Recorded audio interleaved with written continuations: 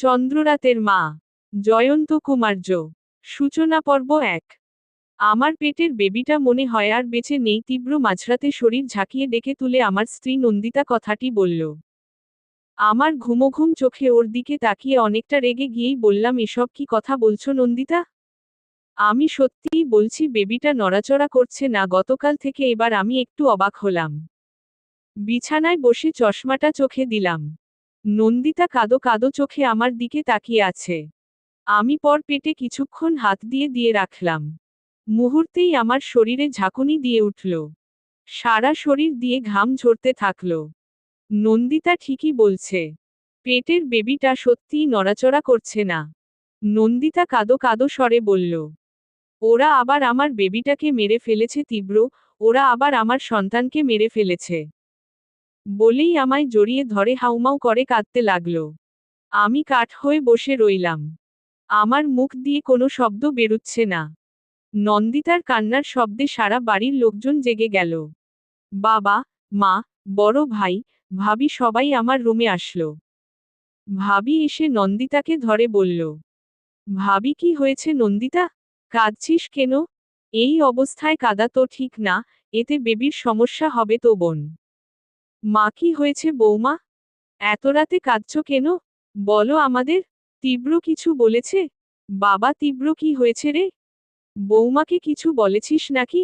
সবার প্রশ্ন যেন আমার মাথার ওপর দিয়ে চলে যাচ্ছে। এখন আমি কিছুই ভাবতে পারছি না। ভয়ে আমার শরীর হিম হয়ে আসছে। নিজের সন্তানকে এভাবে প্রত্যক্ষবার হারানো একটা বাবার কাছে যে কতটা কষ্টদায়ক সেটা একজন বাবাই জানেন। নন্দিতা ভাবিকে উদ্দেশ্য করে কান্না করতে করতে বলল, ভাবি, আমাদের বেবি আর বেঁচে নেই। কথাটা শুনে মা, বাবা, ভাইয়া, ভাবি সবাই চমকে উঠল। মা কান্নামিশ্রিত কণ্ঠে বললেন, কি বললে বৌমা? আমার দাদুভাই আর নেই মানে? কি অলক্ষণে কথা বললে তুমি? ভাবি নন্দিতা শান্ত হয়ে বসত। কিভাবে বুঝলি বেবিটা বেঁচে নেই? নন্দিতা ও নড়াচড়া করছে না ভাবি। কাল সকাল থেকে ও নড়াচড়া করা বন্ধ করে দিয়েছে। আমি ভেবেছিলাম পরে ঠিক হয়ে যাবে। কিন্তু এখন। নন্দিতার কথা শুনে ভাবি নন্দিতার পেটে কিছুক্ষণ হাত রাখলেন। রেখেই চোখ সংকুচিত করে ভাইয়ার দিকে তাকালেন। এর অর্থ নন্দিতা যা বলছে সেটা সত্যি। ভাইয়া বলে উঠলেন, ওসব চিন্তা ভাবনা বাদ দাও, ওই রকম কিছুই হয়নি। তোমরা মিছেই চিন্তা করছো। আমি অ্যাম্বুলেন্সকে ফোন করছি। মেডিকেলে পরীক্ষা করলেই বোঝা যাবে আসল সত্যি কি। কিরে তীব্র, তুই কিছু বল। আমি মাথা নাড়িয়ে বললাম, হ্যাঁ, হ্যাঁ, হসপিটালে নিয়ে গিয়ে পরীক্ষা করলেই সব বোঝা যাবে। ভাইয়া অ্যাম্বুলেন্সকে ফোন করল। আমি নন্দিতার মাথায় হাত বুলাচ্ছি আর ওকে সান্ত্বনা দিচ্ছি। ভেতরে ভেতরে আমার আবারও সেই অজানা ভয় কাজ করা শুরু করে দিয়েছে। মা দরজার কাছে গিয়ে কান্না করছে আর বলছে, সবই অপা মেয়েটার দোষ। ও আমার ছেলেটার জীবনে একটা খুশির সংবাদ এনে দিতে পারল না। অলক্ষণে মেয়ে। বিয়ের সময় বারবার বলেইলাম এই মেয়েকে বিয়ে করিস না, একে দেখে আমার সুবিধার ঠেকেছে না। এখন হলো তো। সর্বনাশের কিছু বাকি রইল? একবার নয়, দুইবার নয়, তিনবার। এই নিয়ে তিনবার হলো বাচ্চা নষ্ট হওয়ার। এই সব এই কুলাঙ্গার মেয়ের দোষ। মাকে উদ্দেশ্য করে বাবা বললেন, তুমি চুপ করবে? এখন এসব কথা না বললেই কি নয়? একে দেখছই এরকম একটা ঘটনা ঘটেছে, কিসের কি তুমি সান্ত্বনা দিবে তা না করে উল্টো পাল্টা বকে যাচ্ছ। তুমি চুপ থাকো। ওই অপা মেয়ের দিকে হয়ে কথা বলবে না একদম। ওই মেয়েকে আমি আর বাড়িতে রাখবে না। আমার অমন সুন্দর একটা ছেলের জীবন এই মেয়ের পাল্লায় পড়ে নষ্ট হতে দিব না। আমি তীব্রকে আবার বিয়ে করাবো। You bloody woman. কথাটি বলেই বাবা মায়ের দিকে তেড়ে গেল। ভাইয়া তখন বাবাকে থামিয়ে দিয়ে মাকে বলল, মা তুমি প্লিজ এখন চুপ করো। এসব কথা এখন বলার মানে হয় না। বাইরে সাইরেন বাজার শব্দ হচ্ছে। নন্দিতাকে অ্যাম্বুলেন্সে তুলে আমি ভাইয়া আর ভাবি গেলাম সাথে। বেডে আধশোয়া হয়ে আছক নন্দিতা। তার পাশেই বসে আছি আমি। ও অনবরত কেঁদেই চলেছে। আমি ওর হাত শক্ত করে ধরে বসে আছি। নন্দিতা আমার দিকে করুণ দৃষ্টি নিয়ে বলল, তীব্র, আমি তোমায় কখনো বাবর সুখ দিতে পারবো না। তুমি আবার বিয়ে করে নাও প্লিজ। আমার জন্য তোমার কষ্ট আমি মেনে নিতে পারছি না। প্লিজ নন্দিতা, চুপ করো তুমি। ডাক্তাররা এখনই চলে আসবে। রিপোর্ট আসলে দেখা যাবে আমরা যেমন ভাবছি তেমন কিছুই হয়নি। তুমি মনে সাহস রাখো। কিছুই ঠিক হবে না তীব্র। আমি জানি। কি জানো তুমি? আমি একটা স্বপ্ন দেখেছিলাম গত পরশুদিন। কি স্বপ্ন? আগে তো বলনি। আগে বলিনি কারণ তোমার মন খারাপ হবে এজন্য বলিনি। এখন বলো, কি দেখেছিলে স্বপ্নে তুমি? আমি দেখলাম একটা বাচ্চা মেয়ে আমার চারদিক দৌড়ে বেড়াচ্ছে। মেয়েটার পরনে সাদা ধবধবে একটা ফ্রক ছিল। চোখ দুটি নীল। কি সুন্দর চুল। একটা প্রজাপতির পেছনে পেছনে ছুটে বেড়াচ্ছে। আর কি? আর মেয়েটা হঠাৎ হঠাৎ আমার দিকে তাকাচ্ছে আর মা, মা বলে ডাকছে। আর আমি প্রত্যেকবার তার মা ডাকে চমকে উঠছি। তখনই নন্দিতা থেমে গেল। হাতের পিঠ দিয়ে চোখ মুছে বলল, কিছু না, বাদ দাও। আমি জোর করে বলতে বললাম। তখনই তখনই কি নন্দিতা? তখন কোথা থেকে যেন তুমি এলে। মেলটা তোমায় দেখে বলতে লাগলো, মা, আমায় বাঁচাও মা, মা, ওই লোকটা আমায় নিয়ে যেতে এসেছে মা। প্রত্যেকবার এই লোকটাই আমায় মেরে ফেলে মা। আমার তুমি বাঁচাও। আমায় দেখে মেয়েটা এরকম বলল। হুম। তারপর? তুমি এসে মেয়েটাকে টেনে হিঁচড়ে নিয়ে যাচ্ছ। আমি শত চেষ্টার পরেও আটকাতে পারছি না। তোমার পা ধরে ওকে ভিক্ষা চাইলাম, তুমি আমায় লাথি মেরে ওই মেয়েটাকে টানতে টানতে নিয়ে যাচ্ছ। আমি মাটিতে পড়ে কাঁদতে লাগলাম। তুমি তখন মেয়েটাকে নিয়ে যাচ্ছ বর বলছো, আমি থাকতে তোর কোনো সন্তান হতে দিব না আমি। এবারেও মেরে ফেললাম। বলেই একটা বিকট হাসি দিলে। নন্দিতা এবার বলা শেষ করে আমায় জড়িয়ে ধরে কাঁদতে লাগল। আমি ভেবে পাচ্ছিলাম না কেন নন্দিতা এরকম স্বপ্ন দেখল। আর কেনই বা আমায় সেখানে এরূপ পাষাণের মতো কাজ করতে দেখল। আমিই কি না প্রত্যেকবার নিজের সন্তানকে মেরে ফেলি? ভাবনার অবসান ঘটিয়ে ডাক্তার আসলো। তারা নন্দিতাকে নিয়ে গেল এক্স-রে করাতে। নিয়ে যাওয়ার সময় নন্দিতা আমায় দেখে অনেক কাঁদল। আমি শুধু তাকে অভয় দিলাম, সব ঠিক হয়ে যাবে কথাটা বলে। আমি আর ভাইয়া বাহিরে অপেক্ষা করতে লাগলাম। মনে মনে ভাবলাম পুরনো সেসব কথা। আমাদের বিবাহের 7 বছর অতিবাহিত হয়েছে।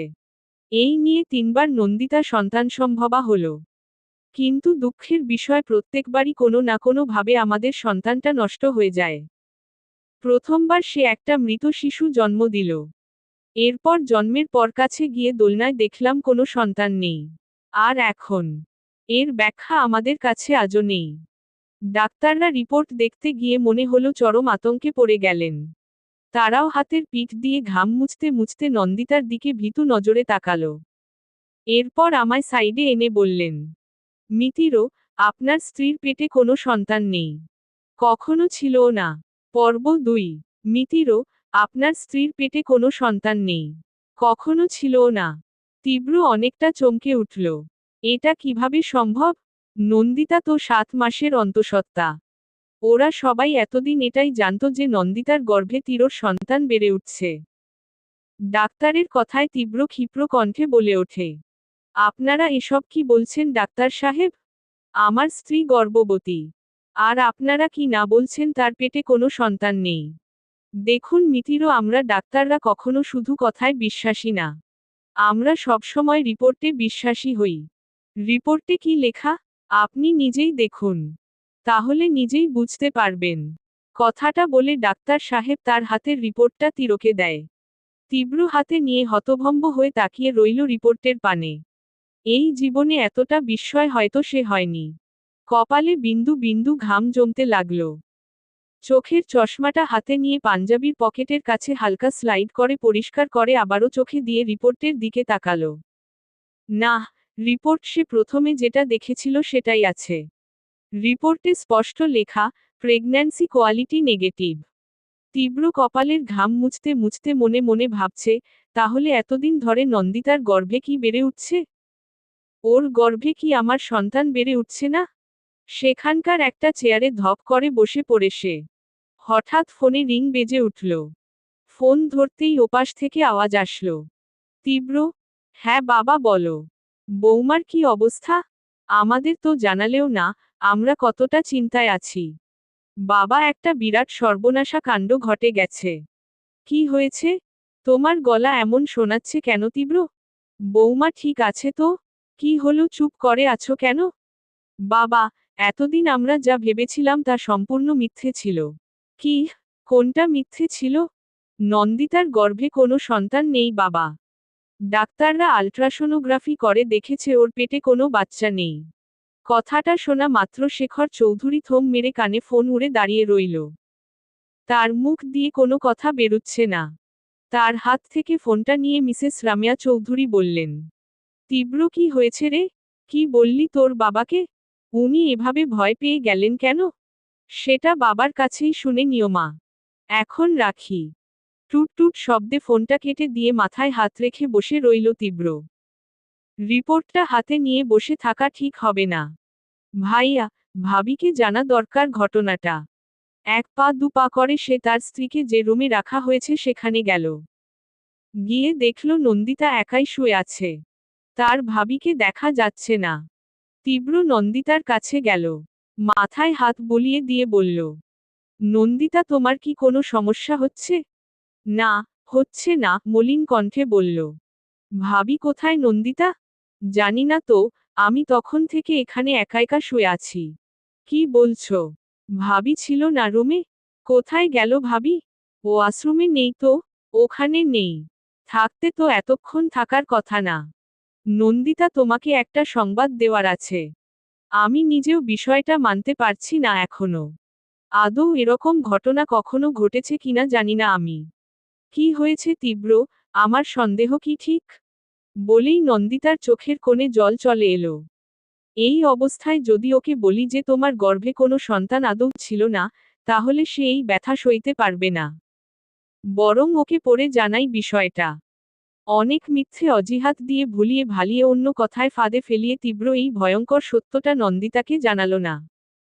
তখনই কোথা থেকে যেন ভাবি তোড়জোড় করে ছুটে এসে আমায় বলল, তীব্র, ডাক্তার সাহেব তোমায় ডাকছে। তুমি কোথায় ছিলে ভাবি? নন্দিতাকে এভাবে একা রেখে? ডাক্তার এই ঔষধগুলি আনতে বলেছিল। তুমি তো কোথায় যেন ছিলে, তোমার ভাইয়াও নেই। তাই বাধ্য হয়ে আমিই নিয়ে আসলাম। ও আচ্ছা, তুমি এখানে ওর সাথে থাকো।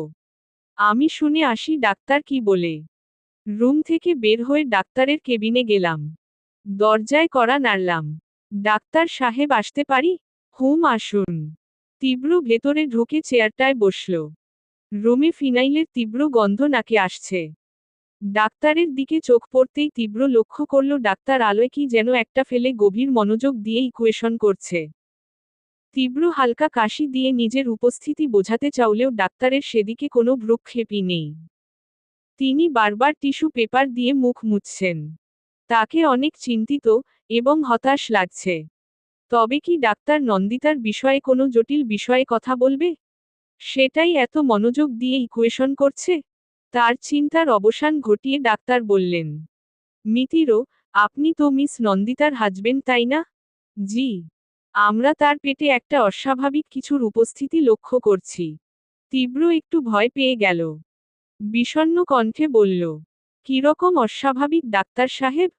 গর্ভে শিশু থাকলে যেরকম একটি মাংসপিণ্ড বোঝা যায়, সেরকম একটি বস্তু আপনার স্ত্রীর পেটে রয়েছে। তীব্র চেয়ার থেকে দাঁড়িয়ে চরম উত্তেজনায় ফেটে পড়ে ডাক্তারের দিকে অনেকটা ঝুঁকে বলল, তাহলে কি ডাক্তার সাহেব নন্দিতার গর্ভে আমার সন্তান আছে? আমাদেরও তো সেরকমই মনে হচ্ছে। আমাদের জীবনে এটাই প্রথম ঘটনা। তীব্র ডাক্তারের সাথে কথা বলছে এমন সময় হঠাৎ ভাবি এসে তীরকে বলল, তীব্র, মা বিষ খেয়েছে। পর্ব ৩। মা বিষ খেয়েছে মানে? কি বলছো তুমি ভাবি? হ্যাঁ, সত্যিই মা বিষ খেয়েছে। বাবা এখনই ফোন করে বলল। মা এখন কোথায়? বাবা বলল এখানে নিয়ে আসছে। ভাবি, আমি আর পারছি না। এইদিকে এই চিন্তা আবার ওদিকে মা এরকম একটা কাজ করে বসল। আমি পাগল হয়ে যাব ভাবি, আমি পাগল হয়ে যাব। তুমি চিন্তা করো না। সব ঠিক হয়ে যাবে। আমি দেখি ওরা এখন কোথায়। তুমি ডাক্তারের সাথে কথা বলো। চলো, আমিও যাব। ডাক্তারের রুম থেকে বের হতেই ডাক্তার বলল, মিতিরো, আপনার স্ত্রীকে অপারেশন করাতে হবে খুব শীঘ্রই। সেটার বিষয়ে বলে যান। তীব্র মাথা ঘুরিয়ে শুধু বলল যদি অপারেশন করা লাগে তাহলে করুন। আমার স্ত্রীর যেন কোনো ক্ষতি না হয়। আর হ্যাঁ, আমি আসার পর তবেই করবেন। বলেই রুম থেকে বের হয়ে গেল। বের হতেই তীরর বাবা শেখর চৌধুরীর সাথে মুখোমুখি দেখা। তীব্র মুহূর্তেই বলল, বাবা, মা কোথায়? এত অস্থির হওয়ার কিছু নেই তীব্র। তোমার মাকে ওটিতে নিয়ে গেছে। তেমন বিষক্রিয়া ছড়াতে পারেনি। ওই মহিলা কি খেয়েছে শুনতে চাও? কি খেয়েছে? গত পরশুদিন আমি যে আরশোলা মারার বিষ এনেছিলাম সেটা খেয়েছে। একটু মুখে ঢেলে দিতেই আমি ধাক্কা দিয়ে ফেলে দিই। তারপর এখানে নিয়ে আসলাম। গাধা মহিলা। ভাবি কিন্তু মা বিষ কেন খেতে গেল? বাবাকে নাবার আমার বিপক্ষে চলতে হবে না? আমি ভাবলাম পরিবারে অশুভ ছায়া নেমে এসছে। একটা পুণ্যর কাজ করা দরকার। অনেক ভেবে সিদ্ধান্ত নিলাম প্রাইমারি স্কুলের পাশে যে পুকুরটা আছে, ওটা ভরাট করে ওখানে একটা বৃদ্ধাশ্রম তুলে দিব। ভাবি এজন্যই বিষ খেল? বাবা হ্যাঁ। গাধা মহিলা বলে কিনা কোনো বৃদ্ধাশ্রম হবে না। এভাবে এক কথা হতে হতে সে বিষ খেয়ে নিল। এসব বাদ দাও। বৌমার কি খবর তীব্র? বাবা ডাক্তার বলেছে ওর অপারেশন করাতে হবে যত তাড়াতাড়ি সম্ভব। সেই বিষয়েই কথা বলছিলাম তখন ভাবি এসে বলল মা বিষ খেয়েছে। এখন যাও ডাক্তারের সাথে কথা বলো তুমি। আমি এদিকে আছি। তীব্র কিছুটা চিন্তামুক্ত হয়ে পুনরায় ডাক্তারের ঘরে গেল। দরজায় কড়া নাড়তেই ডাক্তার সাহেব একটা বইয়ে চোখ রেখেই বলল ইয়েস কাম। ডাক্তার সাহেব, অপারেশনটা কি এখনই করাবেন? হুম, যত সময় যাবে ব্যাপারটা তত জটিল হবে। বাই দা ওয়ে, আপনার স্ত্রীর রিপোর্টটা এসে গেছে। ওনার পেটে টিউমার হয়েছে। তাও একটা না, দুইটা। রীতিমতো সেগুলা অনেক বৃহদাকার ধারণ করেছে। এক মুহূর্ত সময় নষ্ট করা ঠিক হবে না। তীব্র ডাক্তারের কথা শুনে তীব্র চমকে উঠল। নন্দিতার পেটের টিউমারকে এতদিন নিজের সন্তান ভেবে রেখেছিল সে। অজান্তেই চোখের কোণ বেয়ে অশ্রু গাল বেয়ে মাটিতে পড়ল। হাতের পিঠ দিয়ে চোখ মুছে করুণ স্বরে বলল, নন্দিতার পেটে দুটো টিউমার? হুম। হায় রে ভাগ্যর পরিহাস। আমরা ভেবে বসলাম। আমার একটা কথা বিশ্বাস হচ্ছে না মিতিরও। এতে বড় ভুল আপনারা করলেন কিভাবে? সন্তান গর্ভে ধারণের ব্যাপারটা আর টিউমার ধারণের ব্যাপারটা তো একই না। এই পার্থক্যটুকু কি মিস নন্দিতা বুঝতে পারেনি? আমি জানি না ডাক্তার সাহেব। সেসব বাদ দিন। হিউম্যান নিউরন অনেক পাওয়ারফুল একটা জিনিস বুঝলেন। আপনি যদি দৃঢ়ভাবে ভেবে বসে থাকেন যে আপনার ডান হাত অবশ হয়ে আছে, তাহলে দেখবেন আপনি সত্যিই হাত নাড়াতে পারছেন না। আমার মতে মিস নন্দিতার ক্ষেত্রেও একই ঘটনা ঘটেছে। মানসিকভাবে তিনি দুর্বলচিত্তের। চা খাবেন? না, চা খাবো না। আপনারা তাহলে অপারেশনের ব্যবস্থা করুন। হুম। ডাক্তার, আমার স্ত্রীর কি কোনো সমস্যা হবে? সে সুস্থ হবে তো? হ্যাঁ, আমরা আশাবাদী। বাকিটা সৃষ্টিকর্তার ইচ্ছে। আমি তাহলে আসি। হ্যাঁ আসুন। আর কাউন্টারে 50,000 টাকা জমা করুন। আমরা ব্যবস্থা করছি। জি আচ্ছা। বলেই রুম থেকে বের হয়ে আসলো তীব্র। নন্দিতার কাছে যেতেই দেখল সেখানে বাবা, ভাইয়া, ভাবি সবাই। ওদের দেখে নিজের মনে কিছুটা স্বস্তির আভাস ফুটে উঠল। মৃদু স্বরে সবার উদ্দেশ্য বলল, বাবা, ভাইয়া, ভাবি তোমরা একটু বাইরে যাবে প্লিজ? আমার কিছু কথা ছিল। ভাবি হ্যাঁ বলো বলো। আমরা বাইরেই আছি। সবাই বাইরে গেলে তীব্র নন্দিতার কাছে বসল। পর কপালে হাত বুলিয়ে দিল। কপালে একটা ভালোবাসার ছোঁয়া একে দিয়ে কাছাকাছি বসল। নন্দিতা তীরর গালে আলতোভাবে হাত রেখে করুণ স্বরে বলল, তুমি খেয়েছ? সকাল থেকে কিছুই খাওনি তাই না? এভাবে থাকলে তো অসুস্থ হয়ে পড়বা। আমি সুস্থই আছি নন্দিতা। শুধু তুমি সুস্থ হয়ে ওঠো প্লিজ। বলেই নন্দিতাকে জড়িয়ে ধরে কান্না করছে তীব্র। তার ধৈর্যর বাঁধ ভেঙে গেছে। নন্দিতা ওর চুলে বিলি কেটে দিতে দিতে বলল, এই পাগল, কি হয়েছে? কাঁদছ কেন? তোমাকে অনেক ভালোবাসি গো, তোমার কিছু হলে আমি সহ্য করতে পারবো না। মরে যাব আমি। তীরর এরূপ আচরণে নন্দিতার চোখে জল চলে এলো। সে মৃদু স্বরে তীরর কানে কানে বলল, একবার যখন হাত ধরেছি, তখন মরণের আগ পর্যন্ত ছাড়ব না। তুমি শুধু এভাবেই আমায় ভালোবেসো। এখন বাজে দুপুর 12টা। নন্দিতাকে অপারেশন করানোর জন্য ওটিতে নিয়ে যাওয়া হয়েছে।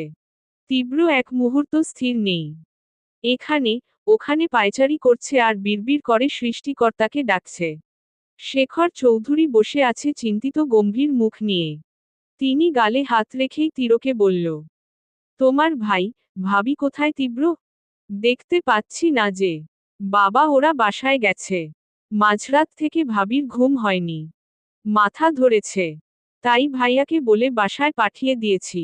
ও আচ্ছা। তুমি খেয়েছো? হুম। মিথ্যে বলো কেন, যাও কিছু খেয়ে এসো নিচ থেকে। আমি আছি এখানে, কিছু প্রয়োজন হলে তোমায় ডেকে নিব। আমি থাকি না বাবা। খাওয়ার বিন্দু মাত্র ইচ্ছে নেই। নন্দিতার ভালোয় ভালোয় অপারেশনটা হলেই হয়।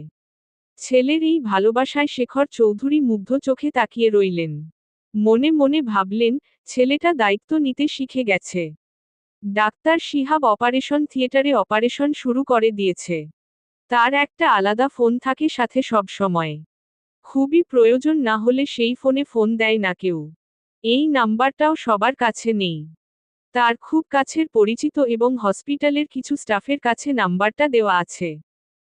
বারবার করে বারণ করা আছে, সেই নাম্বারে ফোন দেওয়ার কারণটা হবে মারাত্মক গুরুত্বপূর্ণ। কেননা সেই নাম্বারে ফোন দিলে ডাসিহাবকে ধরতেই হবে। সেই মিনি ফোনটা পকেটে বাজতে থাকল। ডাসিহাব সাইডে এসে রিসিভ করতেই একটা মেয়েলি কণ্ঠ ভেসে আসলো। কেমন আছেন ডাসিহাব? কুশল বিনিময় না করে কাজের কথা বলুন। আপনি এখন আমার হাতের পুতুল ডাসিহাব। রসিকতা করছেন? ফোন রাখুন। আমি এখন থিয়েটারে আছি। রসিকতার জন্য পরে দেখে নিব আপনাকে। রাবি শোম্যান। বলে ফোনটা কেটে দিয়ে পকেটে রাখতেই টুং করে একটা মেসেজের আওয়াজ আসলো। ওপেন করতেই দেখলো একটা ভিডিও। ভিডিওটা ওপেন করতেই ডাসিহাব চমকে উঠলেন। সারা শরীর ঘামতে শুরু করে। যে নাম্বারে ফোন এসেছিল সেই নাম্বারে ডাসিহাব ফোন করল। ওপাশ থেকে ধরতেই অট্টহাসির আওয়াজ ভেসে এলো। কি মিসিহাব? ভয় পেয়ে গেলেন? কি চান আপনি? তেমন কিছুই না। এখন যে অপারেশনটা করছেন সেখানে হালকা একটা কাজ করতে হবে। কি কাজ? আর কোনোদিন ও যেন নন্দিতা মা হতে না পারে, সেই ব্যবস্থা করবেন আপনি। কি কি বলছেন এসব? একজন ডাক্তার হয়ে এসব আমি কখনোই করব না। না করলে আমি কি করতে পারি, দেখাবো সেটা? না প্লিজ, আমার মেয়েকে কিছু করবেন না। আমি করব, যা বলবেন তাই করবে, আমার মেয়েকে ছেড়ে দিন প্লিজ। পর্ব 4। আপনারা যা বলবেন আমি তাই করব, আমার মেয়ের কোনো ক্ষতি করবেন না প্লিজ। গুড। এমন ব্যবস্থা করবেন যেন নন্দিতা আর কখনোই মা হতে না পারে। আর যদি এর ব্যতিক্রম করেছেন তো নিজের মেয়ের মুখের বাবা ডাক শুনতে পারবেন না। Got it. আমি করব। যা বলবেন তাই করব। আপনারা আগে আমার মেয়েকে ছেড়ে দিন। হা হা হা, যা বলেছি সেটা করবি, তা না করে তোর মুখে এত কথা ফুটছে কেন? তখনই ডাসিহাব ফোনের অপর পাশ থেকে চিৎকারের আওয়াজ পায়। এটা যে তার আদুরে মেয়ের গলা সেটা বুঝায় অভিপ্রায় রইল না। ডাসিহাব আকুতি মিনতি করতে লাগল। প্লিজ এরকম করবেন না। আমি আর কিছু বলবো না। গুড। কাজ শেষে তোর মেয়ে ঠিকই বাড়িতে পৌঁছে যাবে। টুট টুট শব্দ করে ফোনটা কেটে গেল। ডাসিহাবের সারা শরীর কাঁপতে লাগল। এটা কিভাবে করবে সে? এর মতো বড় পাপ যে আর হয় না। কিন্তু নিজের মেয়েকে বাঁচাতে এটা তাকে করতেই হবে। একরাশ ভারাক্রান্ত মন নিয়ে অপারেশনটা শেষ করল। নিজেই নিজেকে ধিক্কার জানালো। আজ তার জন্য একটা মেয়ে মা ডাক শুনতে পারল না, একটা ছেলে বাবা হতে পারল না, বাবা ডাক শুনতে পারল না। বাবা, মা ডাক শোনার মতো এত সুন্দর অনুভূতি সে নিজের হাতে কেটে ফেলল। এই পাপ কিভাবে ক্ষমা করবে? এর শাস্তি যে তাকে পেতেই হবে। শুধু অপেক্ষা। অপারেশন শেষে নন্দিতার মায়াবী মুখখানা দেখে ডাসিহাব নিজেকে আর ক্ষমা করতে পারল না। অজ্ঞানরত নন্দিতার পা ছুঁয়ে বলল, আমি অন্যায় করেছি আপনার সাথে। মাতৃসত্তাকে আমি শেষ করে দিয়েছি। একটা মেয়ের জীবনে সবথেকে বড় পাওয়া হলো সন্তানের মুখে মা ডাক শোনা। আমি সেই পথ আজ নিজ হাতে বন্ধ করে দিয়েছি। আমার কোনো ক্ষমা নেই। আমার কোনো ক্ষমা নেই। কয়েক ফোঁটা অশ্রু গাল বেয়ে নন্দিতার পায়ের ওপর পড়ল। দাসিহাব স্বাভাবিক হয়ে অ্যাফ্রন দিয়ে বের হতেই দেখল তীব্র দরজার সামনে দাঁড়িয়ে চিন্তিত ভঙ্গিতে দাঁড়িয়ে আছে। তাকে দেখতে পেয়েই তীব্র বলল, ডাহা আমার স্ত্রী কেমন আছে? ও ঠিক আছে তো? আপনি চিন্তা করবেন না মিতিরও। উনি একদম ঠিক আছে। এখন ঘুমাচ্ছে। ওনাকে এখন ডিস্টার্ব না করলেই ভালো হয়। ডাহা আমি কি দেখতে পারি? আমি কোনো কথা বলবো না, শুধু দেখব। হুম। নন্দিতাকে দেখার অনুমতি পেয়ে যেন তিরোর ভেতর খুশির বাঁধ ভেঙেছে। সে এক মুহূর্ত অপেক্ষা না করে ওটির ভেতরে গেল। দূর থেকেই নন্দিতাকে দেখে চোখের জল বিসর্জন দিয়ে বাহিরে বের হয়ে আসে। বের হয়ে দেখে সামনের ওয়েটিং চেয়ার গুলিতে ভাবি বসে আছে। তিরোকে দেখে সে বলল, তীব্র, মা এখন সুস্থ। ডাক্তার রিলিজ করে দিয়েছে। দ্রুত ডাক্তারের কাছে আনায় তেমন বিষক্রিয়া ছড়াতে পারেনি। বাবা, মা নিচে আছে। তুমি ওনাদের নিয়ে বাড়িতে যাও, বাড়িতে গিয়ে ফ্রেশ হয়ে নাও। সারা রাত ঘুমাওনি। তোমার ঘুম দরকার। আমি যাব না ভাবি। নন্দিতা জেগে উঠলে আমায় না পেলে মন খারাপ করবে। ডাক্তার বলেছে 12 ঘন্টার আগে ওর ঘুম ভাঙবে না। এতক্ষণ করবা কি? বরং তুমি যাও, আমি আছি এখানে। আসার সময় রহিমের মাকে বলে স্যুপ নিয়ে আসিও। নন্দিতাকে এখন বাইরের খাবার খাওয়ানো যাবে না। ভাবি, তোমাকে কি বলে যে কৃতজ্ঞতা জানাবো? আমি কি বাইরের কেউ নাকি? হ্যাঁ, এখন যাও তো। তেমাকে দেখে আমার হিংসা হয়, নন্দিতাকে কত ভালোবাসো। আর আমারটাকে দেখো, সারাদিন ওয়েব সিরিজ, নাটকের শুটিং করতেই যায়। আচ্ছা ভাবি, আমি আসি তাহলে। তুমি খেয়াল রেখো। তীব্র নিচে আসতেই দেখল তার বাবা শেখর চৌধুরী, মা রামিয়া চৌধুরী দাঁড়িয়ে আছে। তীব্র দৌড়ে গিয়ে তার মাকে জড়িয়ে ধরে কাঁদতে থাকে। আর অভিমানী সুরে বলে, তুমি এমনটা কেন করলে মা? আমার কথা মনে পড়ল না? তোমাদের কিছু হলে আমি যে সহ্য করতে পারি না। ছেলের এরূপ মায়াবী ভালোবাসার সুর শুনে রামিয়া চৌধুরীর চোখে জল চলে এলো। বাড়িতে পৌঁছে ফ্রেশ হয়ে তীব্র নাস্তার জন্য নিচে আসলো। সকাল থেকে কিছুই পেটে যায়নি তিরোর। সে নিচে এসে ডাইনিং টেবিল থেকে একটা আপেলে কামড় দিয়ে খাবার আনতে বলল। শেখর চৌধুরী খবরের কাগজ হাতে নিয়ে তিরোর সাথেই টেয়াটায় বসলেন। খবরের কাগজ টেবিলে ঠাস করে রেখে তিরোকে বলতে লাগল, দেশটার কি হচ্ছে দিন দিন? ছেলেমেয়েরা নিজেদের বাবা মাকে ঘর থেকে তাড়িয়ে দিচ্ছে। তাহলে এই শিক্ষা দিয়ে করবেটা কি? যদি বৃদ্ধ বাবা মায়ের জায়গা না দিতে পারে, তেমন ছেলের বেঁচে থাকার কোনো অধিকার নেই। পাষাণ হয়ে গেছে সবাই। বাবা, তুমি এসব নিয়ে ভেবে কিছু করতে পারবে? শুধু শুধু মাথা গরম করছো। করব, আমাকে কিছু একটা করতেই হবে। কি করবে শুনি? শোন তীব্র, আমাদের পুকুরটা ভরাট করে সেখানে বৃদ্ধাশ্রম করে দিতে কেমন হয়?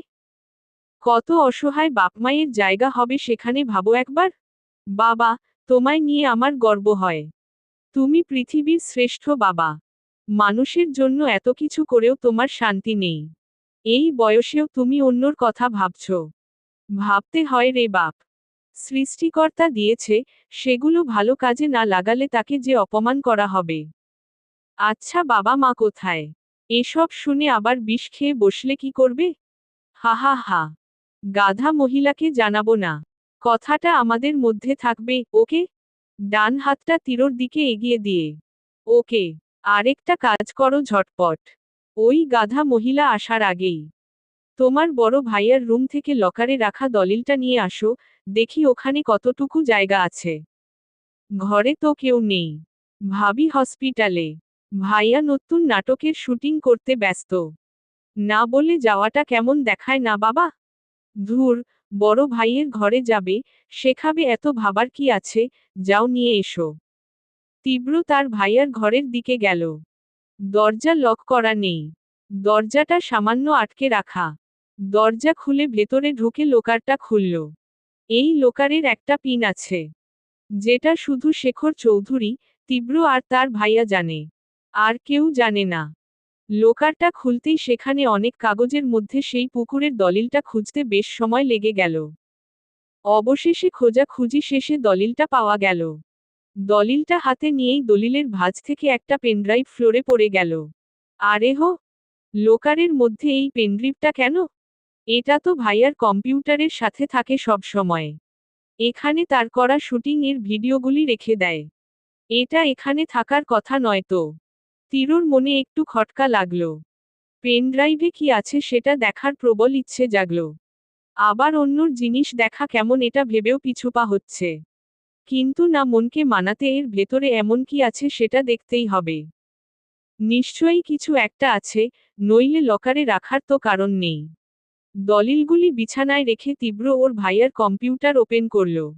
কম্পিউটারে কোনো পাসওয়ার্ড দেওয়া নেই। পাসওয়ার্ড না দেওয়ার কারণ হলো ভাইয়া পাসওয়ার্ড মনে রাখতে পারে না। যাই হোক, পিসিতে পেনড্রাইভটা ঢুকিয়ে ভেতরে থাকা ফাইলে যেতেই তীব্র একটা ভিডিও পায়। পেনড্রাইভে শুধু একটা ভিডিও দেখে তিরোর খটকাটা বেড়ে যায়। ভিডিওটা ওপেন করতেই যা দেখতে পেল সেটা দেখার জন্য সে মোটেও প্রস্তুত ছিল না। চোখ বড় বড় করে মনিটরের দিকে চেয়ে রইল। ভাইয়ার পেনড্রাইভে এই ভিডিও কিভাবে? পর্ব 5। পেনড্রাইভটা কম্পিউটারে ওপেন করতেই দেখলাম হাত পা বাঁধা একটা বাচ্চা মেয়ে চেয়ারের সাথে বাঁধা অবস্থায়। ভাইয়া বাচ্চা মেয়েটার মাথায় বন্দুক তাক করে ধরে আছে।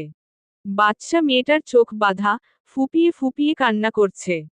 ভাইয়ার মধ্যে কোনো মমতা লক্ষ্য করছি না। ভাইয়াকে এরূপ হিংস্র রূপে কখনো দেখিনি আমি। ভিডিওর সাথে সাউন্ড কানে ভেসে এলো। যা বলছি সেটা কর, নইলে তোর মেয়েকে আজীবন ঘুম পাড়াতে 2 বার ভাবব না। ভাইয়া এসব কি বলছে? যে ভাইয়া একটা তেলাপোকা দেখলে ভয় আড়াল হয়ে থাকে, বাড়িতে থাকা বিড়ালগুলিকে নিজে না খেয়ে সেই ভাত ওদের খাওয়ায়, এতটাই কোমল স্বভাব, সে কি না এসব বলছে? তাও এত ফুটফুটে একটা বাচ্চা মেয়েকে বেঁধে রেখে? কে এই মেয়ে? ভাইয়া কি কোনো দুর্নীতিতে যুক্ত হচ্ছে? এসব ভাবতে ভাবতে নিচ থেকে শেখর চৌধুরী তীব্র তীব্র বলে ডাকতে লাগলেন। তীব্র তড়িগড়ি করে পেনড্রাইভটা আবার লকারে রেখে লোকারটা বন্ধ করে নিচে আসলো। শেখর চৌধুরী তিরোকে বলল, এই কাগজ আনতে এতক্ষণ লাগে? বাবা, অনেক কাগজের ভিড়ে খুঁজতে দেরি হয়ে গেল। আচ্ছা দাও। তীব্র হাত বাড়িতে দলিলটা দিল। শরীর খারাপের অজুহাত দিয়ে ওখান থেকে রুমে চলে আসলো। বিছানায় শরীরটা এলিয়ে দিয়ে ভাবতে লাগলো, মাথায় অনেক প্যাচ জমা হয়েছে। এগুলা ছুটানো খুব দরকার। ভাবতে ভাবতেই সে ঘুমে তলিয়ে গেল। ঘুম ভাঙল বিকেলে। ঘুমের মাঝে ধরফর করে উঠে চশমটা চোখে দিয়ে ফ্রেশ হতে ওয়াশরুমে গেল। ফ্রেশ হয়ে নিচে নেমে কাজের বুয়াকে স্যুপ বানাতে বলে ডাইনিং টেবিলে বসে অপেক্ষা করতে থাকল। বারবার ঘড়িতে সময় দেখছে তীব্র। রহিমের মা, তাড়াতাড়ি করো, সময় নেই বলে কয়েকবার চিল্লাচিল্লি করে মাথায় হাত রেখে বসে রইল। তখনই লক্ষ্য করল মিহির ভাইয়া সদর দরজা খুলে হাতে ক্যামেরায় কিছু একটা গভীর আগ্রহে দেখতে দেখতে লাগলো হেলেদুলে হাঁটছে। এক পা এগুচ্ছে, তারপর থামছে, আবার এগুচ্ছে, এভাবেই নিজের মতো আসছে। মিহির ভাইয়ার উদ্দেশ্য তীব্র বলল, ভাইয়া, আজকাল শুটিং নিয়ে অনেক ব্যস্ত মনে হচ্ছে। হ্যাঁ রে, প্রচুর কাজ। নতুন একটা ওয়েব সিরিজ বানাচ্ছি। নাম শুনেই তুই পাগল হয়ে যাবি। নাম শুনতে চাচ্ছি না। পাগল হওয়ার ইচ্ছে নেই। আরে শোন, অনেক ইন্টারেস্টিং সিরিজ। সিরিজের নাম কিডন্যাপারের পেটে ইঁদুরের বিষ। নামটা কেমন লাগলো? অনেক ইন্টারেস্টিং নাম। ভাইয়া, তোমায় একটা কথা বলার ছিল। কি কথা? না মানে আমার মনে হচ্ছে তাই বললাম, কিছু মনে করবে না প্লিজ। মনে করার মতো কি আর বলবি, বলে ফেল। তুমি অনৈতিক কোনো কাজে লিপ্ত হচ্ছ না তো? কি বলতে চাচ্ছিস তুই? তীব্র ক্যামেরার থেকে চোখ সরিয়ে আমার দিকে ড্যাব ড্যাব করে তাকিয়ে রইল ভাইয়া। আমি স্বাভাবিক স্বরেই বললাম, দেখো ভাইয়া, আমি এতটা ভেঙ্গে বলতে পারছি না। বাবার কথাটা মাথায় রেখে কাজ করিও। বাবার অপমান হবে এমন কাজ করবে না, এটা আমার বিশ্বাস। আম আম আমি কিছু করিনি, আমায় এসব কেন বলছিস? আমি তো কিছুই করিনি। তোমার ঘরে লোকারের মধ্যে পেনড্রাইভে একটা ভিডিও পেয়েছি আমি। একটা বাচ্চা মেয়ের মাথায় বন্দুক তাক করে রেখেছে, কাউকে হুমকি দিচ্ছ। হ্যাঁ, ওটা তো আমার শুটিং ছিল। কিডন্যাপ করে মুক্তিপণ চাইবে, শেষে ইঁদুরের বিষ খেয়ে মারা যাবে, এটাই আমার নতুন সিরিজটার কনসেপ্ট। অভিনয় কেউ করতে পারছে না। তাই আমি দেখিয়ে দিয়েছিলাম কিভাবে করতে হয়। ওহহ, আচ্ছা, সরি ভাইয়া। আমি ভেবেছিলাম তুমি হয়তো অন্যায় পথে চলছো। তাই তো বলি, আমার ভাইয়ার মতো ভালো মানুষ একটাও নাই অভিনয় জগতে। ভাইয়া মুচকি হেসে ক্যামেরায় চোখ দিয়ে নিজের রুমে গেল। নিজের কাছে নিজেই লজ্জিত বোধ হচ্ছে। সত্যিই তো, ভাইয়া শুটিংয়ের অনেক কনসেপ্ট রেকর্ড করে রাখতেই পারে। সেটা দেখে ভাইয়াকে সন্দেহ করা ঠিক হয়নি। এসব ভাবতে ভাবতে কাজের বুয়া স্যুপটা টিফিন বাক্সে করে দিল। বক্সটা হাতে নিয়ে হসপিটালের উদ্দেশ্য রওনা হব তখনই মা সিঁড়ি দিয়ে নামতে নামতে এসে বললেন, তীব্র। হ্যাঁ মা, তোমার শরীরের অবস্থা কেমন? নিচে আসতে গেলে কেন? আমার আর শরীর। কই যাচ্ছিস? হসপিটালে যাচ্ছি মা। ওই অপা মেয়েকে দেখতে? মা কি সব বলছো তুমি? নয় তো কি, অপা না হলে 3-3 বার গর্ভপাত হয়। এসব এখন থাক মা, আমি আসি। দাঁড়া, আমার একটা কথা আছে।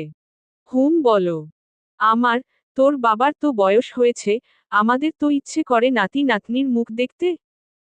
তাদের সাথে খেলা করতে, তাদের আদর করতে, বল মন চায় না? হ্যাঁ, তোর বড় ভাইয়া তারও কোনো সন্তান নাই। এখন শেষ ভরসা তুই। এসব নিয়ে পরে কথা বলি মা, এখন। না রে, বলতে দে আমায়।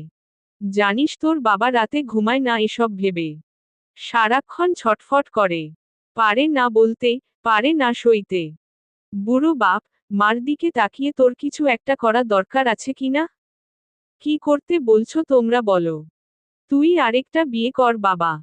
আমি জানি তুই নন্দিতাকে অনেক ভালোবাসিস, কিন্তু একটা সন্তান তো প্রয়োজন তাই না? আমাদের ইচ্ছের কথা বাদ দে। তোর নিজেরও তো ইচ্ছে করে বাবা ডাক শুনতে। আমাদের কথাটা একটু শোন বাবা, আরেকটা বিয়ে করে নে। তিরোর কাছে এই বিষয়ে কোনো উত্তর নেই। সে মাথা নিচু করে চোখের কোণে অশ্রু নিয়ে প্রস্থান করল। এরূপ প্রশ্ন উঠলেই সে নীরব থাকে। ইচ্ছে করে দূর কোথাও চলে যেতে, যেখানে তার থাকবে না কোনো পিছুটান। এরপর কেটে গেল 2টি বছর। তীব্র লক্ষ্য করল নন্দিতা এখন তাকে আর আগের মতো সময় দেয় না। অফিস থেকে বাসায় আসলে সে আর অধীর আগ্রহে বসে থাকে না। রাতে বেশিরভাগ সময়ই কোনো কারণ ছাড়াই সোফায় গিয়ে ঘুমায়। আগের মতো কথাও বলে না। এরকম আচরণ তিলে তিলে তিরকে জ্বালিয়ে দেয়। অফিস থেকে ফিরে ফ্রেশ হয়ে বিছানায় বসতেই দেখল নন্দিতা আয়নার সামনে বসে চুল আঁচড়াচ্ছে। তীব্র মনে শয়তানটা ভর করে বসল। টাওয়ানটা ঘাড়ে রেখে পেছনে থেকে নন্দিতাকে জড়িয়ে ধরে ঘাড়ে গাঢ় একটা চুমু খায়। কোমর থেকে তিরোর হাতটা নন্দিতার পেটে স্পর্শ করল। নন্দিতা কেঁপে উঠল। মুহূর্তেই নন্দিতাকে কোলে নিয়ে ঠোঁটে ঠোঁট মিলিয়ে দিয়ে বিছানায় ফেলে দেয়। তিরোর সারা শরীর নন্দিতার ওপর। নন্দিতার নড়াচড়া করার মতো কোনো অবস্থা নেই। তীব্র ওর হাত দিয়ে নন্দিতার হাত দুটো শক্ত করে ধরে ঠোঁট গাঢ় চুমু খেতে থাকে। নন্দিতা ছটফট করছে, কিন্তু কাজের কাজ কিছুই হচ্ছে না। তীব্র ইচ্ছে করেই নন্দিতার ঠোঁটে একটা কামড় বসিয়ে দেয়। নন্দিতা ব্যথায় শুধু উহু উহু করতে থাকে। ঘাড় থেকে চুলগুলি সরিয়ে ঘাড়ে নাক ডুবাতেই নন্দিতা একটা ঝটকা দিয়ে তিরকে সরিয়ে দেয়। তীব্র এবার নিজেকে কন্ট্রোল করতে পারল না। কষিয়ে একটা চড় মেরে বসল নন্দিতর গালে। চড়ের তাল সামলেতে না পেরে সোফায় ধপ করে পড়ে যায়। তীব্র ওর কাছে গিয়ে গালে চাপ দিয়ে বলল, কি সমস্যা কি তোমার? এভাবে এড়িয়ে চলো কেন আমায়? যখনই আদর করতে চাই তখনই এভাবে সরিয়ে দিচ্ছ কেন? তীব্র গাল ছাড়ো, আমার লাগছে। আর কতবার বলবো আমার ভালো লাগে না এসব? ভালো লাগে না মানে কি? কি ভালো লাগে তোর? এখন আমার স্পর্শ ভালো লাগে না? অন্য কাউকে পেয়েছিস নাকি? যে আমার স্পর্শ এখন আর ভালো লাগে না। অনেক সহ্য করেছি, আর না। বলেই তীব্র নন্দিতাকে সোফায় ধাক্কা দিয়ে হনহন করে ঘর থেকে বেরিয়ে গেল। বেরিয়ে যেতেই কেউ একজন তিরোর হাত ধরে টেনে স্টোর রুমে নিয়ে গেল। তীব্র কিছু বোঝার আগেই নিয়ে গিয়ে দেয়ালের সাথে তিরকে চেপে ধরেই তিরোর ঠোঁটের সাথে নিজের ঠোঁট মিলিয়ে দেয়। সে নিজের হাত দিয়ে তিরোর হাত শক্ত করে ধরে তার তলপেটে স্পর্শ করাই। তিরোর শরীরে শিহরণ জেগে উঠল।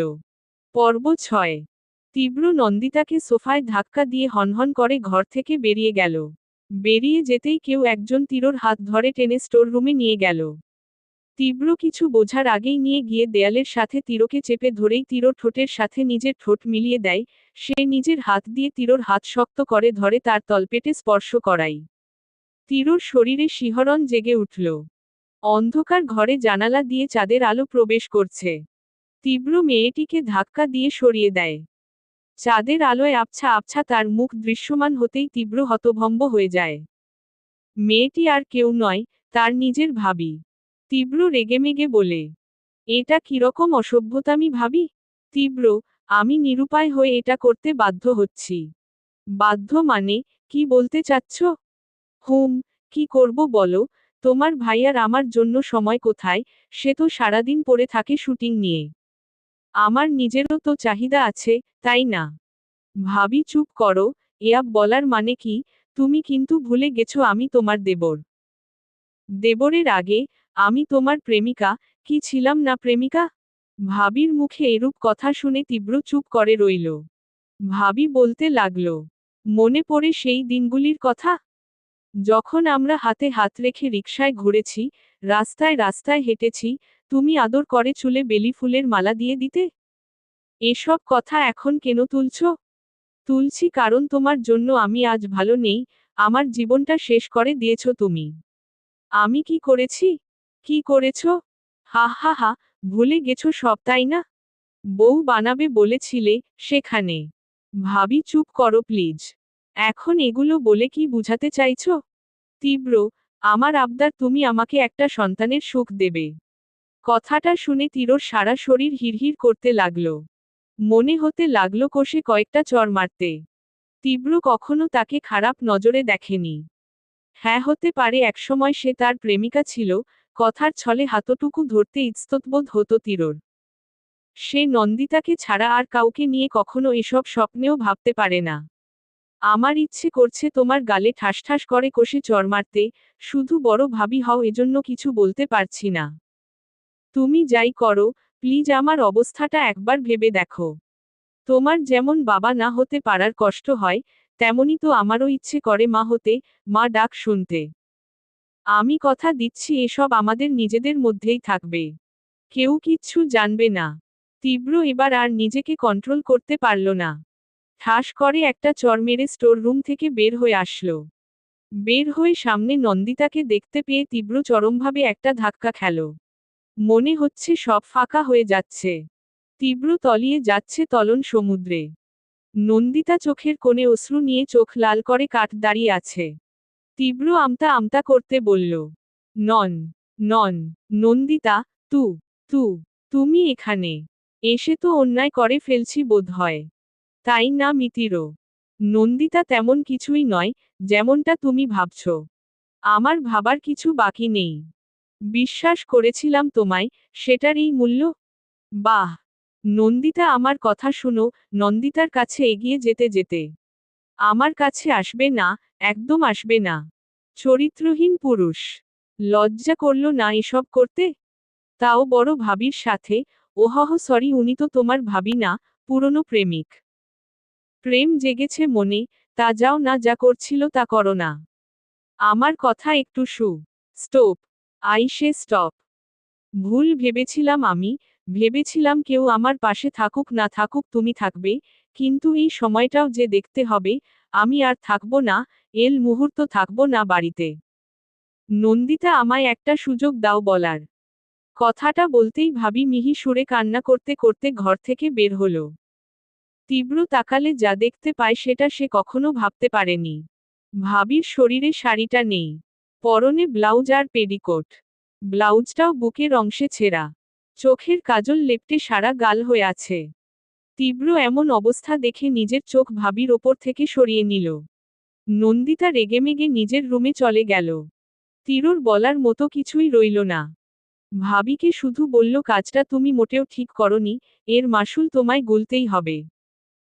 উত্তরে ভাবি বলল সোজা আঙ্গুলে যখন ঘি উঠলই না তখন না হয় আঙুল বাঁকালাম, দেখা যাক শেষ পর্যন্ত কি হয়, আমার জীবন তো এমনিতেও নরক হয়ে গেছে। তুমি শান্তিতে থাকো কিভাবে সেটাও দেখব।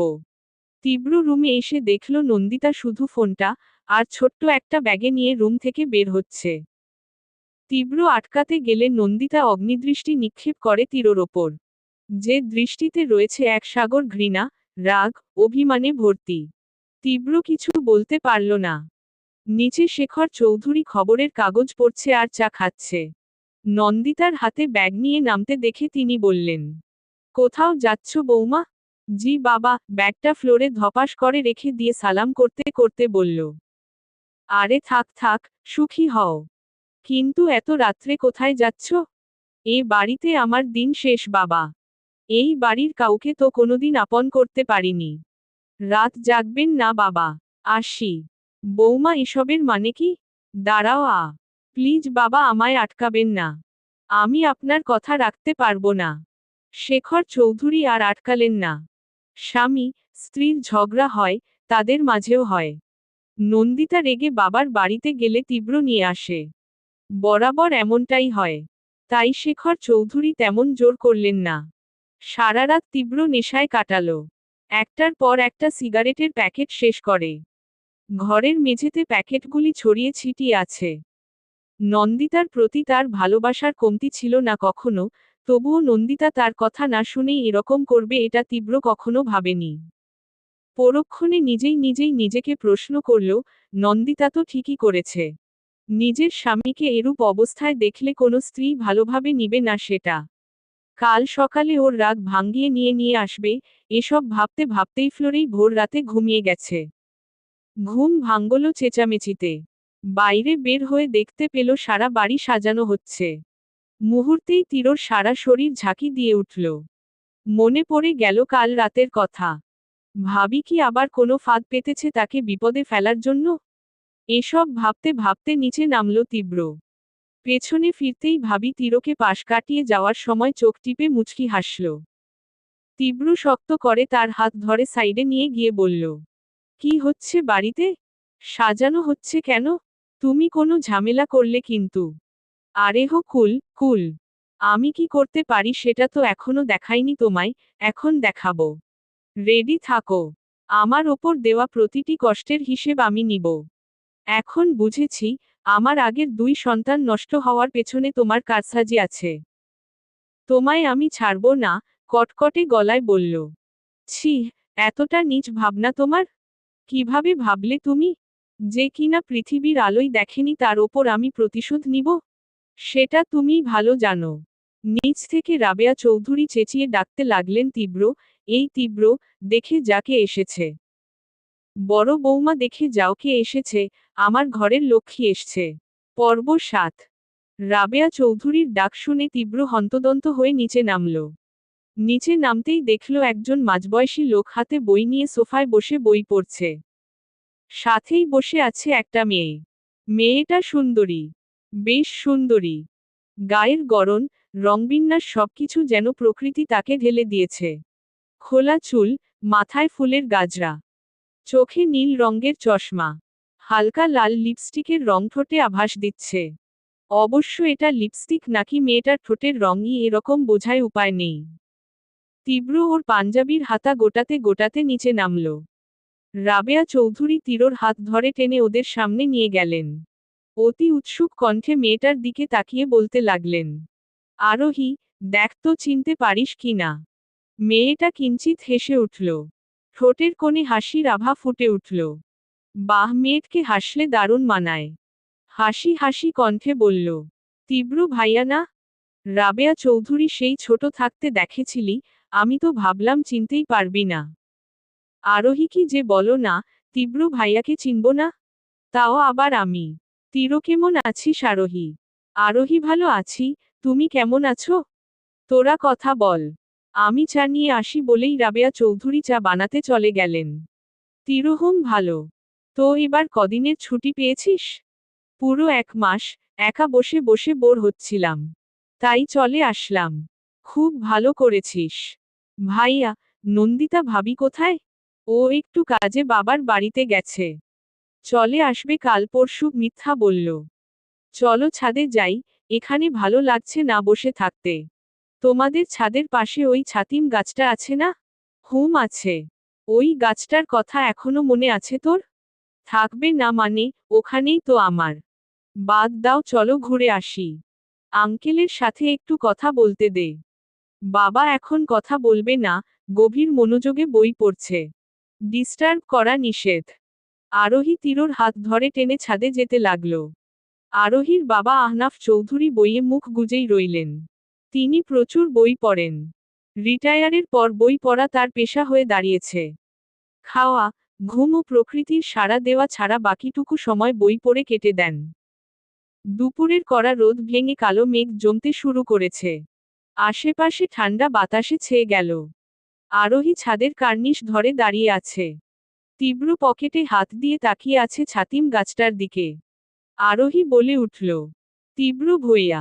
হুম, মনে আছে এই গাছটার কথা? এসব কথা এখন তুলছিস কেন? আচ্ছা, তোর পড়াশোনা কেমন চলছে? মোটামুটি চলছে। তখনই পেছনে থেকে আরোহী, কখন আসলে তুমি বলতে বলতে সামনে আসলো আরহা ভাবি। আরোহী জড়িয়ে ধরে বলল, এইতে ভাবি, এখনই আসলাম। তুমি তো এখন আরো সুন্দরী হয়ে গেছো ভাবি। হা হা হা, দেখতে হবে না কার ভাবি? নিচ থেকে রাবেয়া চৌধুরী আরোহীকে ডাকলেন। আরোহীর ইচ্ছে করছে না যেতে, তবুও বাধ্য হয়ে নিচে গেল। আরহা তিরোর একদম পাশাপাশি দাঁড়ালো।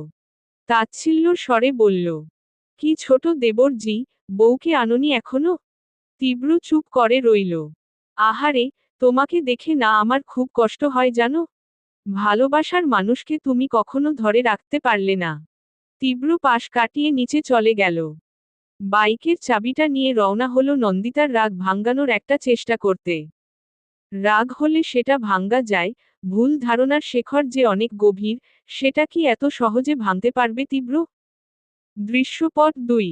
দরজায় মিহি টোকা পড়ছে। আসমা বেগম দরজা খুলতেই নন্দিতাকে দেখে তার আনন্দের সীমা রইল না। নিজের মেয়েকে অনেকদিন পর দেখে জড়িয়ে ধরলেন। নন্দিতাও নিজের কষ্টকে কিছুটা আড়াল করে মায়ের সাথে আহ্লাদি হয়ে যায়। কিরে মা, হঠাৎ করে? জামাই কোথায়? ও আসেনি। আসেনি মানে? কেন? তুই একাই এসেছিস নাকি? হুম। আয় ভেতরে আয়। শরীরের কি অবস্থা করেছিস? খাওয়া দাওয়া ছেড়ে দিয়েছিস বোধহয়। হাত মুখ ধুয়ে আয়, আজ আমি খাইয়ে দিব। নন্দিতা কিছু না বলে চুপচাপ নিজের ঘরে চলে গেল। ফ্রেশ হয়ে বিছানায় বসতেই আসমা বেগম হাতে প্লেটে খাবার সাজিয়ে উপস্থিত হলেন। কাছে এসে মেয়ের মাথায় হাত বুলিয়ে দিয়ে বললেন, কতদিন হলো খাইয়ে দিই না। নন্দু, তোর ঠোঁট ফুলা কেন? ব্যথা পেয়েছিস? ও কিছু না মা, এমনি একটু লেগেছে। তুমি খাইয়ে দাও তো, তোমার হাতে অনেকদিন খাই না। আসমা বেগম যত্ন করে মেয়ের মুখে খাবার তুলে দিচ্ছেন। নন্দিতা এই স্নেহে হাউমাউ করে কেঁদে ফেলল। আসমা বেগম নন্দিতার মাথায় হাত বুলিয়ে দিচ্ছে। কিছুক্ষণ পর নন্দিতা নিজেকে সামলে নেয়। আসমা বেগম মিহি স্বরে বলেন, তোকে কি ও বাড়িতে কষ্ট দেয় নন্দু? নন্দিতা নীরব। কি হলো বল, ওরা কি তোকে কষ্ট দেয়? হঠাৎ এখানে আসলি, সাথে জামাই এলো না। ঘটনাটা কি? বলবি? বাবা কোথায় মা? বিষয়টা এড়িয়ে গিয়ে বাজারে গেছে, এখনই চলে আসবে। বলতে বলতেই রহিম মিয়া খরচের ব্যাগটা রেখে ডাকছে, আসমা, আসমা। আসমা বেগম বললেন, ঘরে এসো গো, দেখো কে এসেছে। কে এসছে বলতে বলতে রহিম মিয়া ঘরে ঢুকতেই নন্দিতাকে দেখে চকচক চোখে বললেন, নন্দু মা, কখন এসেছিস মা? এই তো এখনই আসলাম বাবা, তুমি তে ঘেমে গেছো। এখানে বসো। জামাই আসেনি? বিছানায় বসতে বসতে বলল। না, নন্দিতা নীরব কণ্ঠে বলল। নন্দিতা শুয়ে শুয়ে চোখের জল ফেলছে। ফোনে রিং বেজেই চলেছে। নন্দিতা ফোন তুলছে না। ফোনের স্ক্রিনে তীব্র নামটা বারবার জ্বলে উঠছে। বিরক্ত হয়ে ফোনটা হাতে নিয়ে বেকনিতে গেল নন্দিতা। বেলকনি দাঁড়িয়ে ফোনটা রিসিভ করে নিচে রাস্তায় তাকালো। দেখল তীব্র রাস্তায় পাশে চায়ের দোকানটায় বসে চা খাচ্ছে আর ফোন কানে রেখে বেলকনির দিকে তাকিয়ে আছে। নন্দিতা ফোন রিসিভ করে রাগী কণ্ঠে বলল, কি সমস্যা কি? ফোন দিচ্ছ কেন? আমার বউকে ফোন দিয়েছি, এতে সমস্যা কি? লজ্জা করছে না এসব বলতে? নন্দিতা, তুমি যা ভাবছো তেমন কিছুই না। আমায় বলতে দিলে তবেই তো বলবো, তাই না? আমার শোনার কিছু নেই।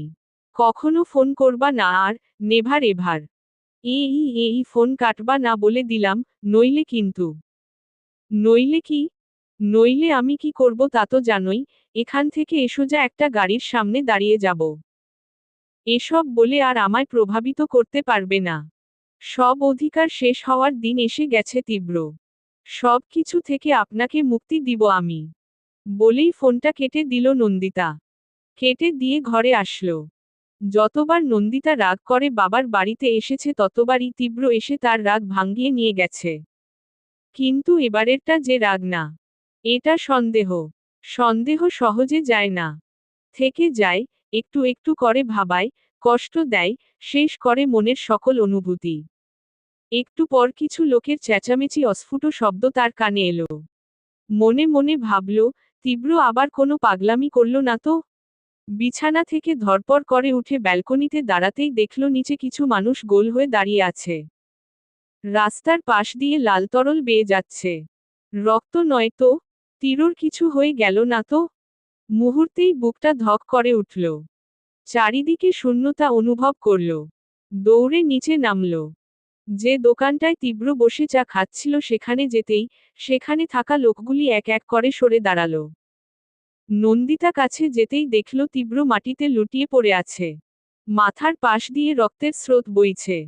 নন্দিতার সারা শরীর হিম হয়ে আসল। পর্ব ৮। তীব্র মাটিতে লুটিয়ে পড়ে আছে। মাথার পাশ দিয়ে রক্তের স্রোত বইছে। নন্দিতার সারা শরীর হিম হয়ে আসল। এক এক করে মুহূর্তেই সবাই চলে গেল। নন্দিতা ধুম মেরে বসে আছে। তীব্র হাতে ভর করে উঠল। উঠে গায়ের লেগে থাকা ধুলো ঝেড়ে ফেলছে, চুল ঠিক করছে।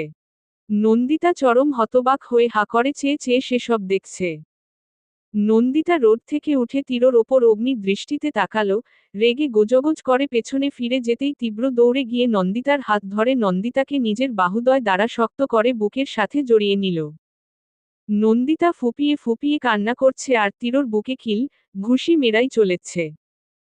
তীব্র তবুও হেসে হেসে তাকে আরো শক্ত করে জড়িয়ে ধরে থাকল। একটু পর তীব্র ছেড়ে দিলেও দেখল নন্দিতা তাকে খামচে ধরে আছে। তীব্র চেষ্টা করেও ছাড়াতে পারল না। চেয়ারে বসে নন্দিতা এখনো নাক ছিচকে ফুপিয়ে ফুপিয়ে কাঁদছে। কান্নার গতি এখন কিছুটা কম।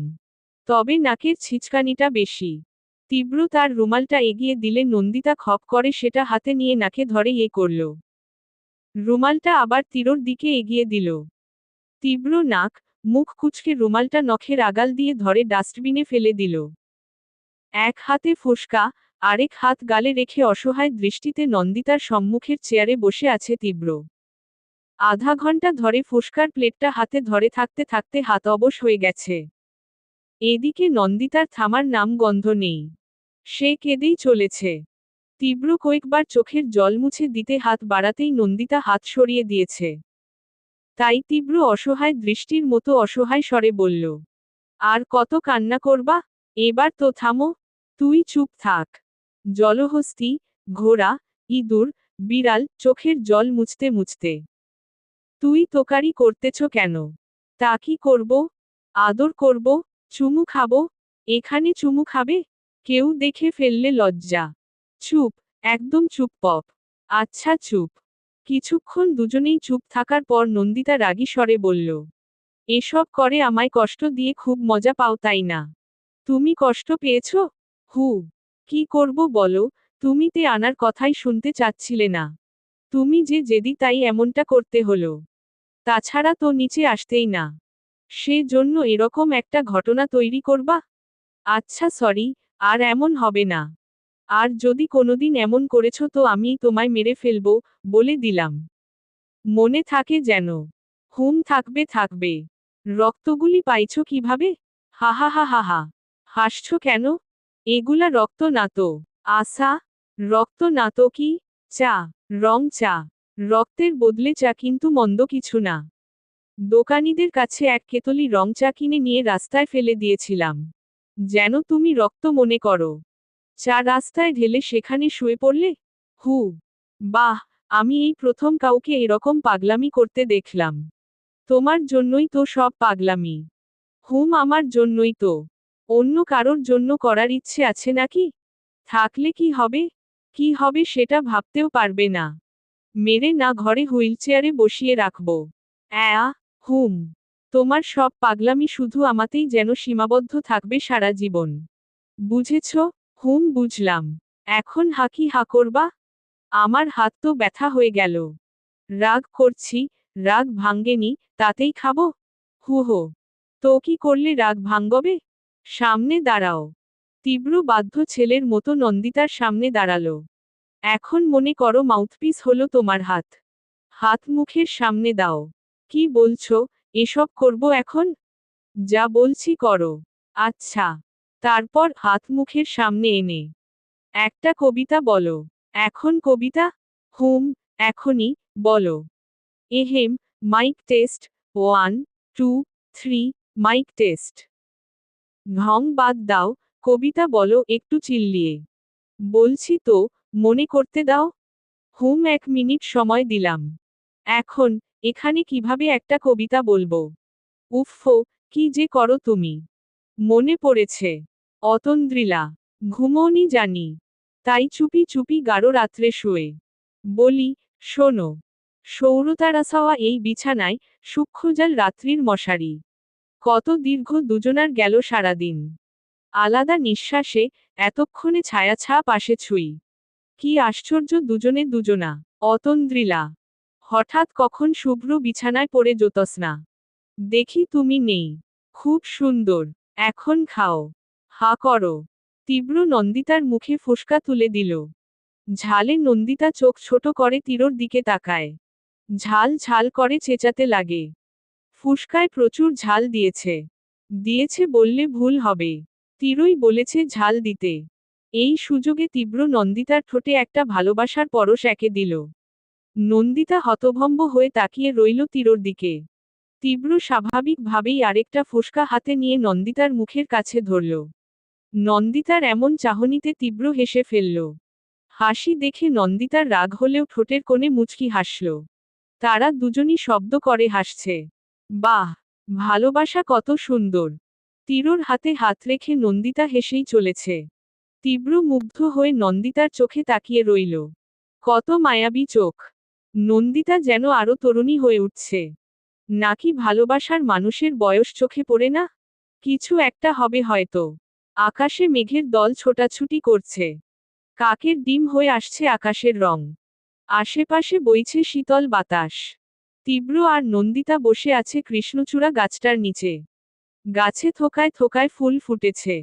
বাতাসের ঝাপটায় কিছু ফুল ঝরে পড়ছে রোডে। তীব্র হাতে ফুসকার প্লেটটা থেকে একটা একটা করে নন্দিতাকে খাইয়ে দিচ্ছে। নন্দিতা চুপটি করে খাচ্ছে। বাতাসে নন্দিতার চুলগুলি সরে গেলে তীব্র এলোমেলো চুলগুলি কানের কাছে গুজে দিচ্ছে। তাদের সামনেই একটা নেড়ি কুকুর বসে বসে লেজ নাড়াচ্ছে। তাদের এই ভালোবাসা উপভোগ করছে হয়তো। দুয়েক ফোঁটা করে বৃষ্টির কণা পড়তে শুরু করল। তীব্র আন্দোলিত হয়ে জোরালে স্বরে বলল, বৃষ্টিতে ভিজবে? তুমি বৃষ্টিতে ভেজার কথা বলছো? অবাক হয়ে চেয়ে থেকে বলল, হুম, কেন বলতে পারি না? তুমি তো আমায় ভিজতেই দাও না। সেই তুমি আজ বলছো বৃষ্টিতে ভিজতে। হুম, চলো আজ বৃষ্টিতে ভিজব দুজনে। এই বৃষ্টিটা আজ আমাদের। ঝুম বৃষ্টি থেকে এবার মুষলধারে বৃষ্টি শুরু হলো। সারা রাস্তা ফাঁকা। তারা দাঁড়িয়ে আছে বড় কৃষ্ণচূড়া গাছটার নিচে ফুসকার দোকানের সামনে। তীব্র নন্দিতার হাত ধরে রাস্তার মাঝে নিয়ে গেল। বৃষ্টির জল তাদের সারা শরীর স্পর্শ করছে। নন্দিতা 2 হাত তুলে আকাশের পানে চেয়ে বৃষ্টি উপভোগ করছে। তীব্র চেয়ে চেয়ে দেখছে তার ভালোবাসাকে। বৃষ্টির পরিমাণ আরও বাড়ল। নন্দিতার শাড়ি বৃষ্টির জলে ভিজে সারা শরীরে লেপ্টে আছে। তীব্র এক পা করে এগিয়ে গেল। পেছনে দিক থেকে নন্দিতার পেটে হাতের স্পর্শ লাগায়। আরেক হাত পিঠ বেয়ে গলায় স্পর্শ করল। নন্দিতা কেঁপে কেঁপে উঠছে। পেছনে থেকে জড়িয়ে ধরে তীব্র নন্দিতার ঘাড়ের চুলগুলি সরিয়ে জোরালো একটা কিস করে। নন্দিতা প্রতিবার নড়েচড়ে উঠছে। ওকে পাশ ঘুরিয়ে মুখোমুখি করে নিল তীব্র। নন্দিতাকে বিকের সাথে লেপ্টে নিল। নন্দিতার গরম শ্বাস পড়ছে তীরর মুখের ওপর। চোখে বৃষ্টি পড়ায় টিপটপ চোখ বন্ধ করছে নন্দিতা। তীরর হাত নন্দিতার গালে রাখল। নিজের ঠোঁট আস্তে আস্তে নন্দিতার ঠোঁটের কাছাকাছি আনল। নন্দিতা লজ্জায় চোখ বন্ধ করল। গোলাপি ঠোঁটগুলো পিট পিট করে কাঁপছে। তীব্র নন্দিতার আঁচল দিয়ে তাদের ঢেকে নিয়ে নন্দিতার ঠোঁটে গভীর একটা চুমু খায়। নন্দিতাও নিজেকে আর আড়াল করতে পারল না। সেও তীব্র ঠোঁটে ভালোবাসার স্পর্শ একে দিচ্ছে। পর্ব 9। কিছুক্ষণ পর তীব্র নন্দিতাকে ছেড়ে দিল। নন্দিতা এক হাত দিয়ে মুখ ঢেকে রেখেছে। লজ্জায় দাঁত দিয়ে ঠোঁট কামড়ে পাশ ফিরে দাঁড়িয়ে রইল। চোখ খুলে দেখল তীব্র বাইক নিয়ে হাজির। চোখের ইশারায় বাইকে উঠতে বলল। নন্দিতাও বাধ্য মেয়ের মতো বাইকে উঠল। উঠে তীব্রর ঘাড়ে এক হাত রাখল। ফুসকাওয়ালা মামার দিকে তাকাতেই দেখল সে মুচকি হাসছে। নন্দিতা লজ্জায় লাল হয়ে গেল। তীব্র একটু লাজুক হাসি দিয়ে বাইক নিয়ে চলল। কোথায় যাচ্ছি আমরা? নন্দিতা। বাড়িতে। কার বাড়িতে? কার বাড়ি মানে? আমার বাড়ি কি তোমার না? আমি সেটা বলিনি। ধুর, তুমি সারাক্ষণ ঝগড়া করো। কথা বলবো না, যাও তো। তোমার শ্বশুর বাড়িতে যাচ্ছি। আমার বাড়িতে একটা কথা বললে কি হতো, বাবা মা তো চিন্তা করবে। আমি ফোন করে বলে দিয়েছি যে আপনাদের মেয়ে আমার সাথে আসবে। কেন বলতে গেলে? তুমি জানো যে আমি আসব? হুম। তোমায় তো আমার থেকে ভালো কেউ বুঝবে না। বৃষ্টি হচ্ছে। সাথে ঠান্ডা বাতাস। নন্দিতার শীত শীত হতে লাগল। তবে ভালোই লাগছে তার। পেছনে থেকে তীরকে শক্ত করে জড়িয়ে ধরে থাকল। বাড়িতে ঢুকেই তীব্র নিজের মতো ঘরে গেল। নন্দিতা জীর্ণ পায়ে এগুচ্ছে। ভেজা শাড়ি লেপটে যাওয়ায় হাঁটতে সমস্যা হচ্ছে। শেখর চৌধুরী সেখানে উবু হয়ে খবরে কাগজ পড়ছে। নন্দিতা কাছে যেতেই তিনি বললেন, বৌমা চলে এসছো? হাহা হাহা, কেন ঝগড়া করতে যাও বলো তো? জানোই তো রাগ করে যতবারই বাবার বাড়িতে যাবা ততবারই তীব্র গিয়ে নিয়ে আসবে। নন্দিতা লজ্জা পেল। মুচকি হেসে মাথা নিচ করে রইল। শেখর চৌধুরী বললেন, বৌমা যাও, ঘরে গিয়ে ভেজা কাপড় পাল্টে নাও। আর আমার জন্য একটু চা করতে পারবে? তোমার হাতের চা না খেলে আমার তৃপ্তি আসে না। হ্যাঁ বাবা, আমি এক্ষুনি চেঞ্জ করে আসছি। 2 মিনিট দাঁড়ান। এক প্রকার হনহন করেই নিজের ঘরে গেল নন্দিতা। ঘরের দরজা লাগিয়ে দিয়ে শাড়িটা খুলে ওয়াশরুমে চলে গেল। ওয়াশরুমে গিয়ে দেখে তীব্র সারা শরীরে বডিওয়াশ দিয়ে ফেলায় ভরিয়ে ফেলেছে। নন্দিতা পিছু পা হয়ে মনে মনে ভাবল, এই লোকটা এমন কেন, দরজাও লাগায় না, প্রাইভেসি বলতে কিচ্ছু নাই। নন্দিতা বের হয়ে আসতেই তীব্র নন্দিতার হাত ধরে টেনে ওয়াশরুমে নিয়ে যায়। নিয়ে গিয়ে নিজের সাথে শক্ত করে ধরে রাখল। নন্দিতা লজ্জিত ভঙ্গিতে বলল, কি? হ্যাঁ, কিছু না, একটু আদর করতে মন চাচ্ছে। ধুর, তুমি স্নান করো। আমি বাইরে আছি। নন্দিতা চেঞ্জ করে নিচে গেল চা বানাতে। যেতেই আরোহীর বাবা আহনাফ চৌধুরী নন্দিতাকে ডাকল। তিনি বই পড়ছেন। বইয়ে চোখ রেখেই বললেন, কেমন আছো নন্দিতা? আরেহ চাচা, কেমন আছেন? কখন এসেছেন? এসেছি সকালে। তোমাদের ছেলে হয়েছে না মেয়ে? নন্দিতার চোখ বেয়ে জল গড়িয়ে পড়ল। এই প্রশ্ন তাকে জ্বালিয়ে পুড়িয়ে শেষ করে দেয়। ক্ষত বিক্ষত মনটা যেন নির্জীবিত হয়ে ওঠে। নন্দিতা চোখের জল মুছতে মুছতে চলে গেল সেখান থেকে। আহনাফ চৌধুরী কিছুটা অবাক হলেন। তিনি শেখর চৌধুরীর কাছে গেলেন। এই বিষয়ে জানতে চাইলে শেখর চৌধুরী তাকে সবটা খুলে বলল। শুনে আহনাফ চৌধুরী মনে মনে নিজের কাছে নিজেই ছোট বোধ করলেন। তীব্র বিছানায় বসে ফোন স্ক্রোল করছিল। নন্দিতা দরজা খুলে বিছানায় উপুর হয়ে শুয়েই হাউমাউ করে কান্না করতে লাগল। তীব্র ফোনটা রেখে নন্দিতার পাশে গিয়ে, কি হয়েছে নন্দিতা? কাঁদছো কেন? কেউ কিছু বলেছে? নন্দিতা কিছুই বলল না। তীরকে জড়িয়ে ধরে অনেকক্ষণ কান্না করল। অনেকক্ষণ কান্নার পর তীরকে বলে, তীব্র, তুমি কি আমায় নিয়ে খুশি? হঠাৎ এমন প্রশ্ন কেন? আমি তো তোমায় বাবা হওয়ার সুখ দিতে পারলাম না এখনো। আচ্ছা, তুমিও কি মনে মনে এজন্য আমাকে ঘৃণা করো? তোমার কি সেটাই মনে হয়? না, আমি জানি তুমি আমায় কখনো ঠকাবে না। কিন্তু আমার জন্য তুমি, তোমার মা বাবা কষ্ট পাচ্ছে। একটা কথা বলবো, রাখবা? কি কথা? তুমি বিয়ে করো নাও। প্লিজ আমার কথাটা শোনো। আমার জন্য তুমি সারাজীবন বাবার ডাক থেকে বঞ্চিত হবা, এটা আমি মানতে পারবো না। নন্দিত লাথামো তুমি। আমি তো বলেছি, বাবা না হতে পারায় আমায় কোনো সমস্যা নেই, তবুও কেন এসব বলো তুমি? দেখো এখন হয়তো তুমি বলছো, কিন্তু যখন আমাদের বয়স হবে, তখন তো আমাদের কাউকে লাগবে তাই না? জীবন তো সব সময় একই থাকে না, পাল্টায়, সাথে মন মানসিকতাও।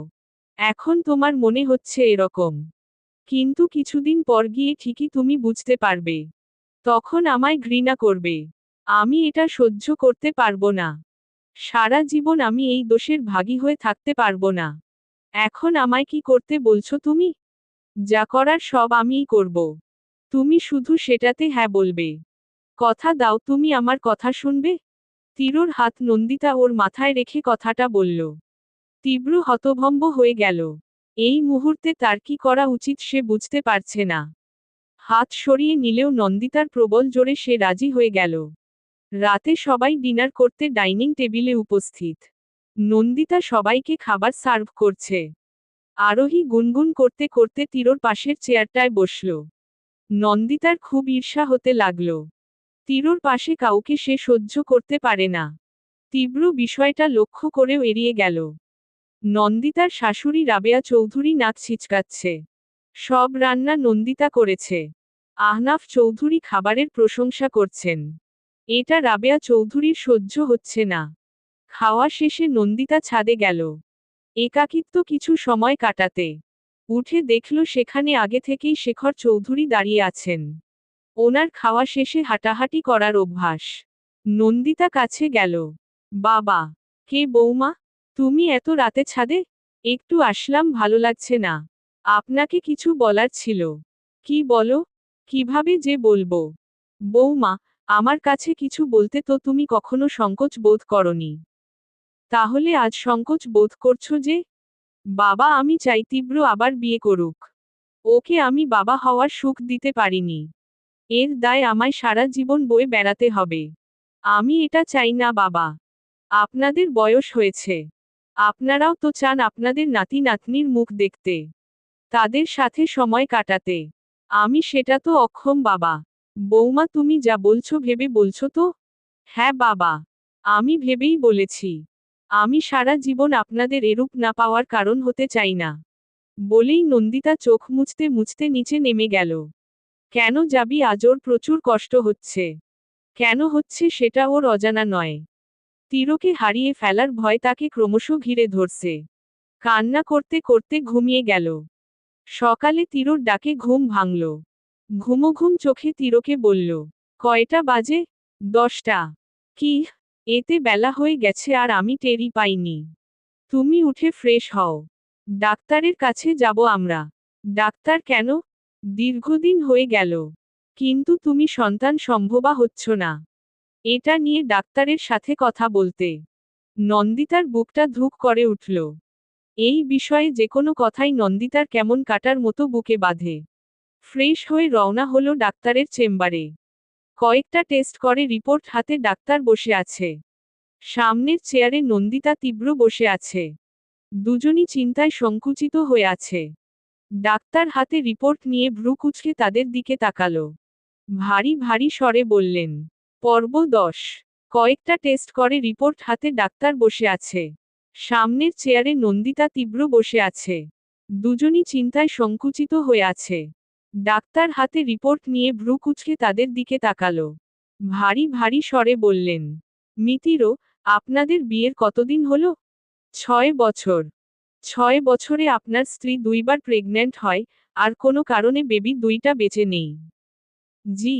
কেন? কারণটা কি বলুন তো? একবার ও মৃত বেবির জন্ম দেয়, আরেকবার জন্মের পর বেবিটাকে খুঁজে পাওয়া যায়নি। লাস্ট কবে আপনার স্ত্রী প্রেগন্যান্ট হয়? 2 বছর আগে। সেই বেবি কোথায়? 7 মাস পর জানতে পারি ওর পেটে কোনো বেবি ছিল না।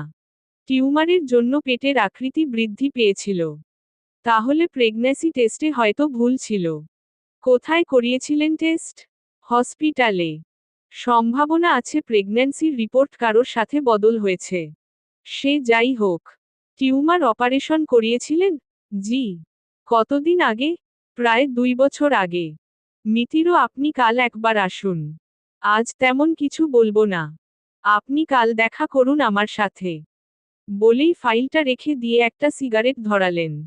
বেলে চাপ দিতেই তার পিএ আসলো। তাকে বলল আজ আর রোগী দেখব না। তাদের বলো কাল আসতে। তীব্র আর নন্দিতা কেবিন থেকে বের হলো। হসপিটালে আসলে নন্দিতার খুব কান্না পায়। কেননা এখানে আসলেই নবজাতকের দেখা মেলে, যা নন্দিতার মনকে কাচের ন্যায় ভেঙে গুঁড়িয়ে দেয়। তীব্র বিষয়টি লক্ষ্য করে, কিন্তু তার কিছু করার উপায় থাকে না। তারা বাড়িতে আসলে রাবেয়া চৌধুরী তীক্ষ্ণ দৃষ্টিতে নন্দিতাকে দেখে তীরকে কর্কশ গলায় বলল কি, ডাক্তার কি কোনো আশা দিল? আমার দীর্ঘ বিশ্বাস, এই মেয়ের দ্বারা আমাদের বংশে নতুন কেউ আসবে না। রাবেয়া চৌধুরীর কথায় তীরর অনেক রাগ হয়। সে কিছু বলে না। মায়ের ওপর দিয়ে কথা বলার অধিকার তার নেই। মা বলতেই পারে। মা বলবে না তো কে বলবে? রাতে খাওয়ার পর তীব্র ছাদে গিয়ে সিগারেট ধরালো। এক হাতে ছাদের কার্নিশ আরেক এক হাতে জ্বলন্ত সিগারেট। আকাশে পূর্ণিমার চাঁদ। চাঁদের আলোয় কানায় কানায় ভয়ে গেছে ছাদ। কারোর পায়ের শব্দ কানে এলো। তীব্র মগ্ন হয়ে চাঁদ দেখতে থাকল। যে এসেছে তাকে তীব্র চিনে ফেলেছে। তার শরীরের গন্ধ তার চেনা। যদিও অনেক বছর আগেই তাদের বিচ্ছেদ হয়, তবুও ভালোবাসার মানুষ কখনো পুরনো হয় না। তীব্র করুণ স্বরে বলল, মিহিতা তীরর ভাবি। হুম। আমি ভালো নেই, জানি না কোন পাপের শাস্তি পাচ্ছি আমি। একই তাপে পড়ছি আমি নিজেও। আমি তোমায় ঠকাইনি মিহিতা। তোমার ভালো চেয়েছি আমি। এই ভালো তো আমি চাইনি তীব্র, বলো চেয়েছিলাম? তখন আমি কেবল ভার্সিটি উঠি। আমার নিজের জীবনের নিশ্চয়তা নেই, তোমায় কিভাবে ভালো রাখতাম বলো? আমি ভালোবাসার মানুষের কষ্ট সহ্য করতে পারি না। ভাইয়া তখন মোটামুটি সেটেল হয়ে গেছে। তোমার অন্তত দেখতে পারবো এই আশায় ভাইয়ার সাথে তোমার বিয়ের ব্যবস্থা করেছিলাম। তোমায় আমি ঠকাইনি মিহিতা, বিশ্বাস করো, আমি তোমার ভবিষ্যৎ নিয়ে চিন্তিত ছিলাম, তাই এমনটা করেছি। আমি জানি তীব্র। কি করব বলো, আমি যে ভুলতে পারছি না। কিন্তু আমি অবাক হয়ে যাচ্ছি। তুমি কাউকে এতটা কিভাবে ভালোবাসতে পারো? পরিবারের এত কথা, বাইরের মানুষের কথা, নন্দিতার বাচ্চা না হওয়া, এরপরেও তুমি ওকে এতটা ভালোবাসো। কিভাবে? তীব্র সিগারেট মুখে দিল। আমার খুব হিংসে হয় জানো, এই ভালোবাসা আমার প্রাপ্য ছিল, কি ছিল না? ভালোবাসা জিনিসটা কত অদ্ভুত। আমায় ক্ষমা করে দিও তীব্র, তোমার ওপর রাগে, ঘৃণায় আমি অন্ধ হয়ে গিয়েছিলাম। একটা মেয়ে সব সহ্য করে, ভালোবাসার মানুষকে অন্য কারোর সাথে দেখলে তা সহ্য করতে পারে না। অনেক রাত হয়েছে। ঘরে যাও, নন্দিতা অপেক্ষা করছে। মিহিতা চলে গেল। তীব্র সিগারেটটা শেষ করে নিজের রুমে গেল। নন্দিতা শুয়ে পড়েছে, চোখের কোণে জল বেঁধে আছে। কান্না করতে করতে ঘুমিয়ে গেছে হয়তো। তীব্র অনেকক্ষণ ঘুমন্ত নন্দিতাকে দেখল। মুচকি হেসে নন্দিতার কপালে একটা চুমু দিয়ে শরীরে কাঁথাটা জড়িয়ে দিয়ে শুয়ে পড়ল। পরের দিন সকালে তীব্র নাস্তা না করেই ডাক্তারের সাথে যোগাযোগ করার জন্য বেরিয়ে গেল। ডাক্তারের চেম্বারে বসে আছে। তিনি একটা পান মুখে দিলেন। তীব্রর দিকে সিগারেটের প্যাকেট এগিয়ে দিলেন। তীব্র না সূচক মাথা নাড়ল। ডাক্তার তার পিএকে ডাকল। ডেকে কি যেন বলল। কিছুক্ষণ পর একজন লোক আসলো চেম্বারে। তীব্র কিছুটা অবাক হল। ডাক্তার তীরকে উদ্দেশ্য করে বললেন, মিতির, দেখুন তো, ইনি কি আপনার স্ত্রীর পেটের টিউমারের অপারেশন করিয়েছিলেন? তীব্র অস্ফুট স্বরে বলল হ্যাঁ।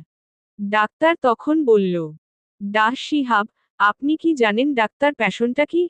শিহাব জি স্যার ভয়ার্ত কণ্ঠে। আপনি যে এরকম একটা কাজ করলেন, নিজেকে ক্ষমা করতে পেরেছেন তো? তীব্র কিছুটা হতভম্ব হচ্ছে। কি হচ্ছে তার বোধগম্য হল না। সে যে ডাক্তারের কাছে এসেছে তার নাম ডাঃ হাবিব।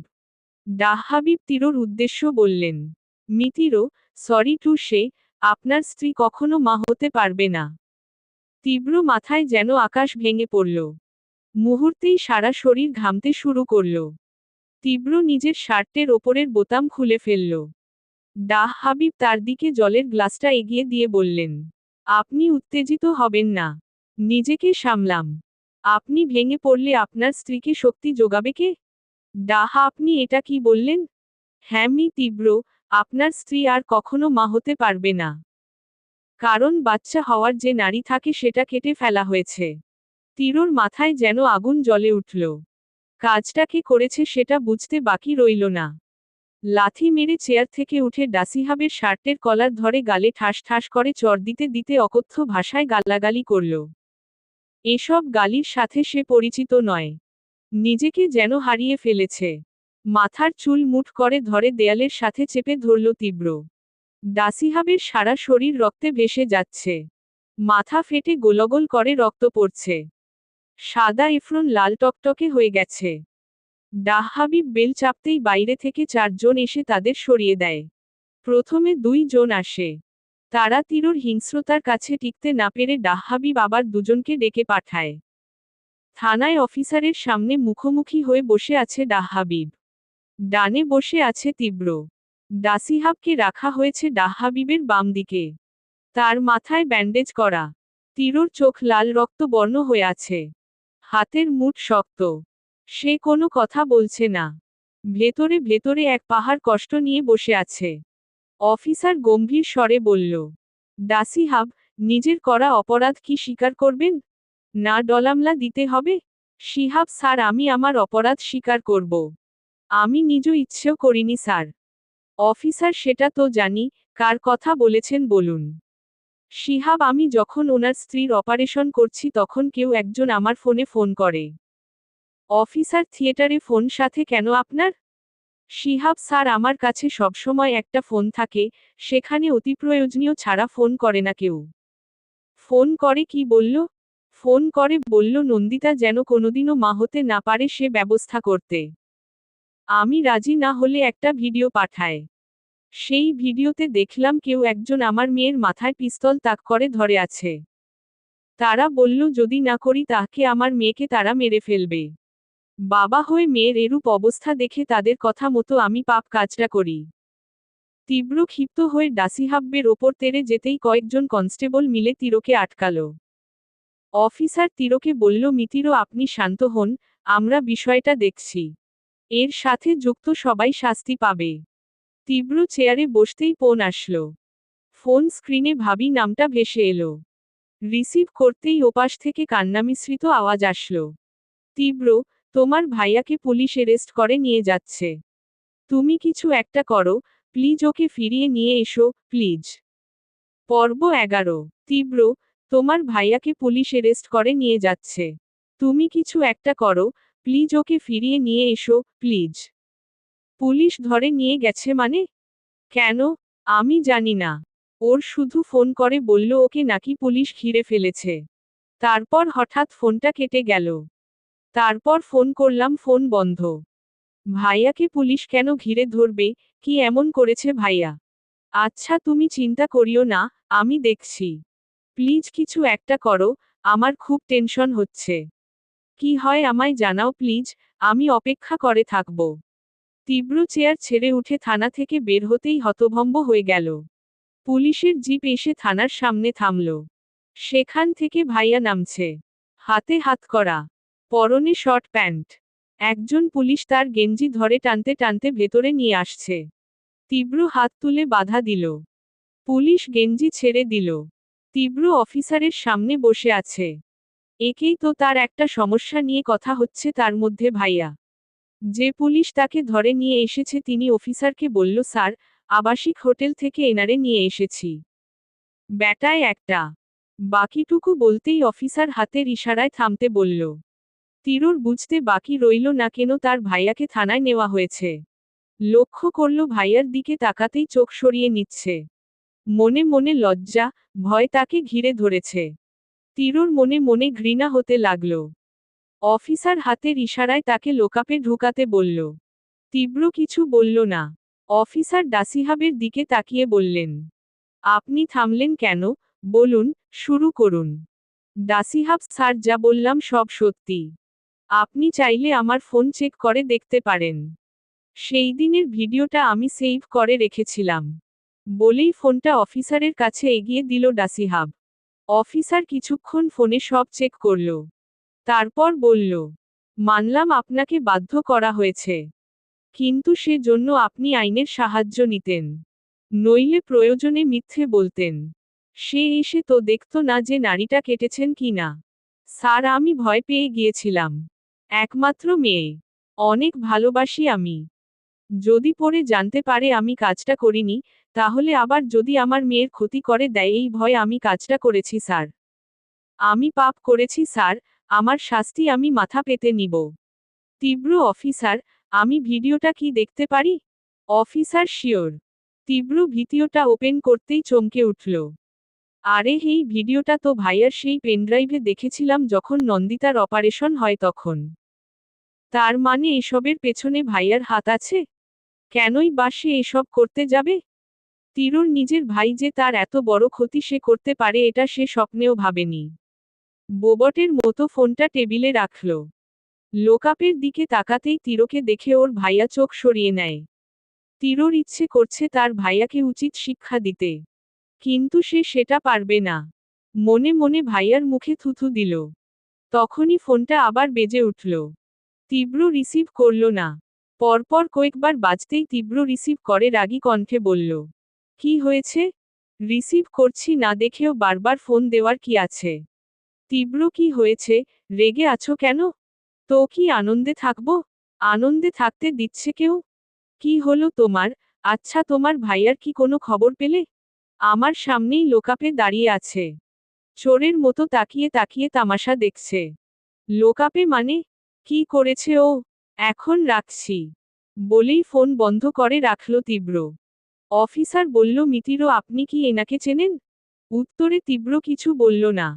রাগী চোখে একবার ওই কালপ্রিটটার দিকে তাকালো। অফিসার তিরোকে উদ্দেশ্য করে বলল, মিতিরো, আমরা এর তদন্ত শুরু করে দিয়েছি, খুব শীঘ্রই আমরা অপরাধীকে খুঁজে বের করব। অপরাধীকে খুঁজতে হবে না, সে সামনেই আছে, তাই না ভাইয়া? তিরোর কথা শুনে ওর ভাইয়া গায়ের গেঞ্জি খুলে ফেলল। মাথার চুল টানতে লাগল। বড় বড় শ্বাস নিতে নিতে লোকাপের ফ্লোরেই পড়ে গেল। বিষয়টি দেখে তীব্র কোনো রিয়েকশন করল না। তার মনের যে ঘৃণা তা ক্রমশ বাড়তেই থাকল। লোকআপ খুলে তিরোর ভাইয়াকে বের করা হলো। ডাক্তার এসে প্রেশার চেক করে বলল সব ঠিক আছে। তীব্র অট্টহাসি দিতে দিতে বলল, হা হা হা, অভিনয় তুমি বরাবরই সেরা ছিলে ভাইয়া। না হলে আমার ঘরেই আমার বিশ্বশত্রু, সেটা জানতেই পারলাম না। অফিসার তিরোকে উদ্দেশ্য করে বলল, অফিসার তীব্র, আপনি একটু আগে বললেন যে অপরাধী আপনার সামনে। কে সে?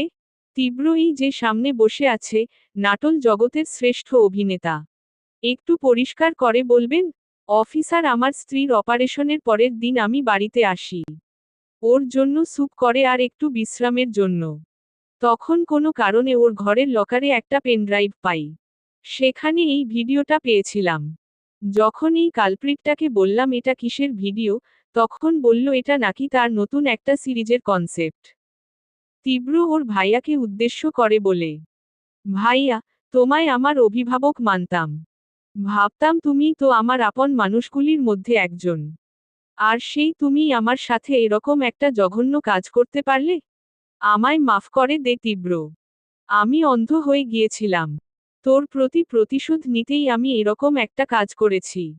একটা অপরাধ ঢাকতে গিয়ে অনেক অপরাধে জড়িয়ে গেছি। কি? আমার ওপর প্রতিশোধ মানে? হ্যাঁ, তোর ওপর প্রতিশোধ। মিহিতা যে তোর প্রেমিকা ছিল সেটা আমায় আগে বলেছিলি? হঠাৎ এসব বিষয়ে কেন?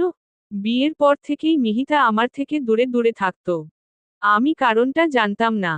আর যখন জানলাম যে তুই আমার জীবন নিয়ে ছেলে ফেলা করেছিস তখন আমি এরকমটা করি। এই সামান্য কারণে তুমি এত বড় পাপ করেছো আমার সাথে? আমার ক্ষমা করে দে তীব্র, আমার মাফ করে দে। বলেই তিরোর পা জড়িয়ে ধরল। তীব্র ঝটকা দিয়ে পা ছাড়িয়ে নিল। কর্কশ স্বরে বলল, যে মেয়েকে নিয়ে হোটেলে গেলে, সেটাকে? রাস্তায় যারা রংচং মেখে থাকে তারা নিশ্চয়ই? ও একজন কো আর্টিস্ট। একসাথে আমরা কাজ করি। কাজ করতে করতে আমাদের মধ্যে ভালোলাগার সম্পর্ক তৈরি হয়। তারপর? চুপ, একদম চুপ। লজ্জা লাগছে না এসব বলতে? মুখে একটুও বাজছে না? ভাবিকে রেখে এসব করে বেড়াচ্ছ, চরিত্রহীন। আর তুই কি? দুধে ধোয়া তুলসী পাতা? মিহিতার সাথে তুই শারীরিক সম্পর্ক করিসনি? ওহহ, তাতে কোনো দোষ নেই তাই না? কি বললে? কে বলেছে তোমায় এসব কথা? বলো কে বলেছে? শার্টের কলার ধরে চেঁচিয়ে বলল। আমি নিজ চক্ষে দেখেছি।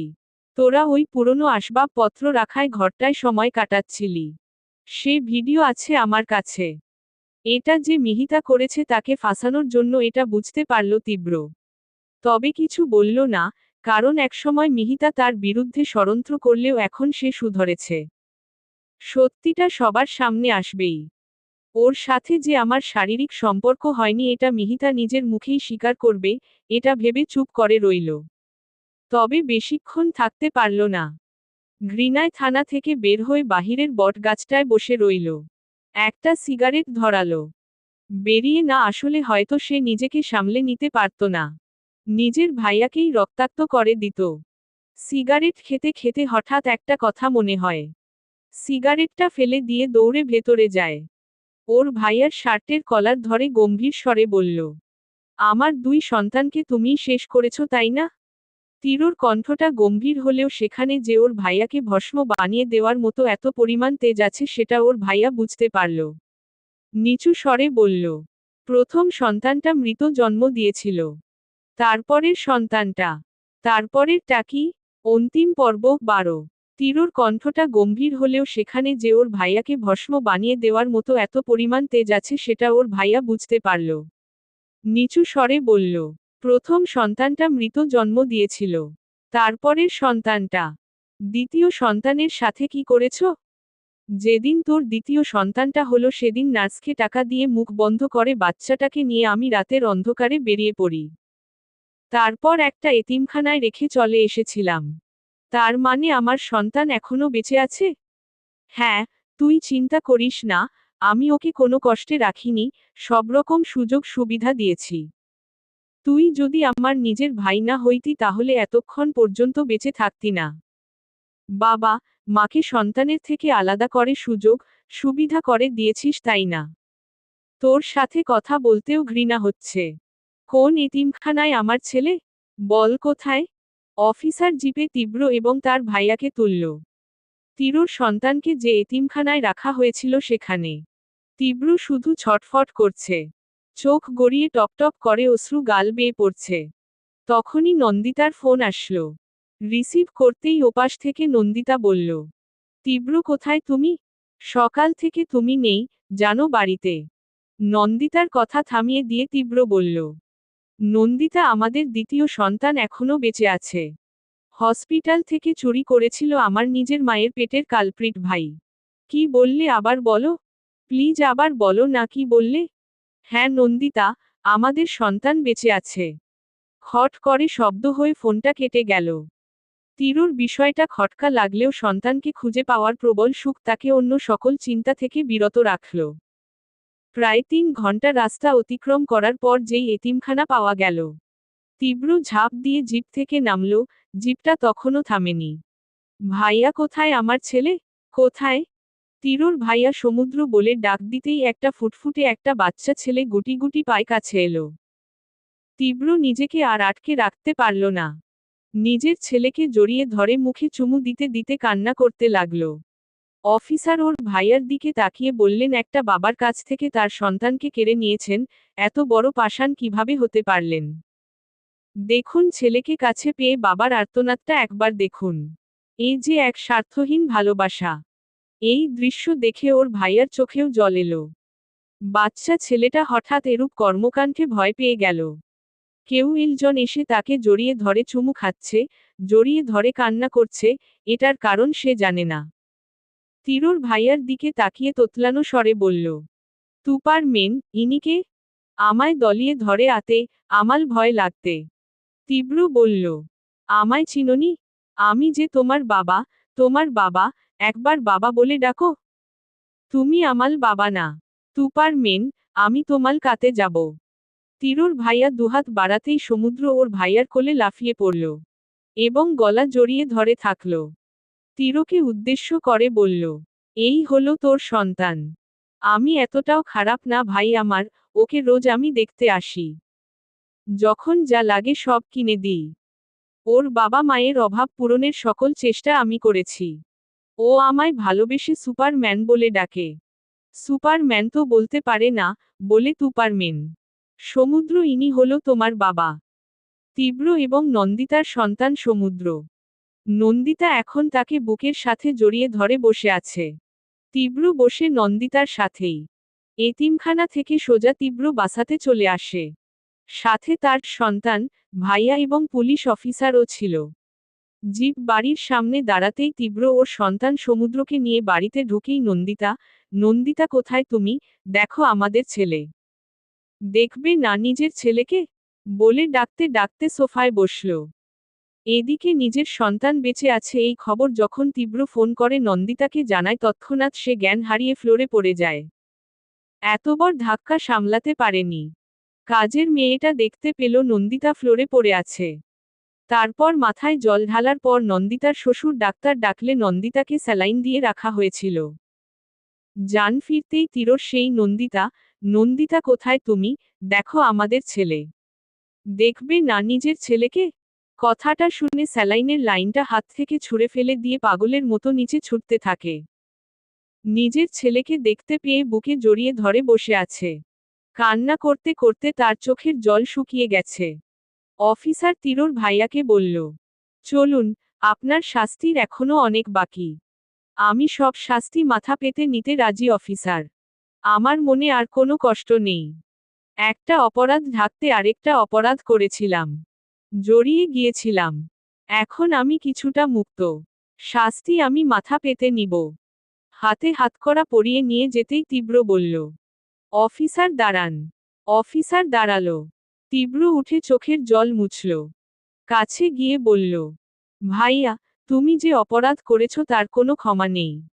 কিন্তু তুমি তোমার ভুলটা বুঝতে পেরেছ। আর তার থেকে বড় কথা আমি আমার সন্তানকে ফেরত পেয়েছি। আজ যে আমার বড়ই খুশির দিন। এই দিনে আমি চাই না তোমার জন্য মিহিতা, বাবা, মা মনে মনে কষ্ট পাক। মানুষ ভুল করে তুমিও করেছ এবং ভুলটা বুঝতে পেরেছ। এটাই অনেক। যতই হোক, তুমি তে আমার ভাইয়া। ছোট থেকে তোমার আদরে বড় হয়েছি। কিভাবে তোমার শাস্তি দেখব বলো? ভাই আমার, একটু জড়িয়ে ধরতে দিবি তোর এই পাপী ভাইটাকে? তীরকে জড়িয়ে ধরে কান্না করছে। মিশেখর তার দুই ছেলেকেই জড়িয়ে ধরে তিনিও কান্না করছেন। আজ যে মান অভিমানের পালা শেষ হতে চলেছে।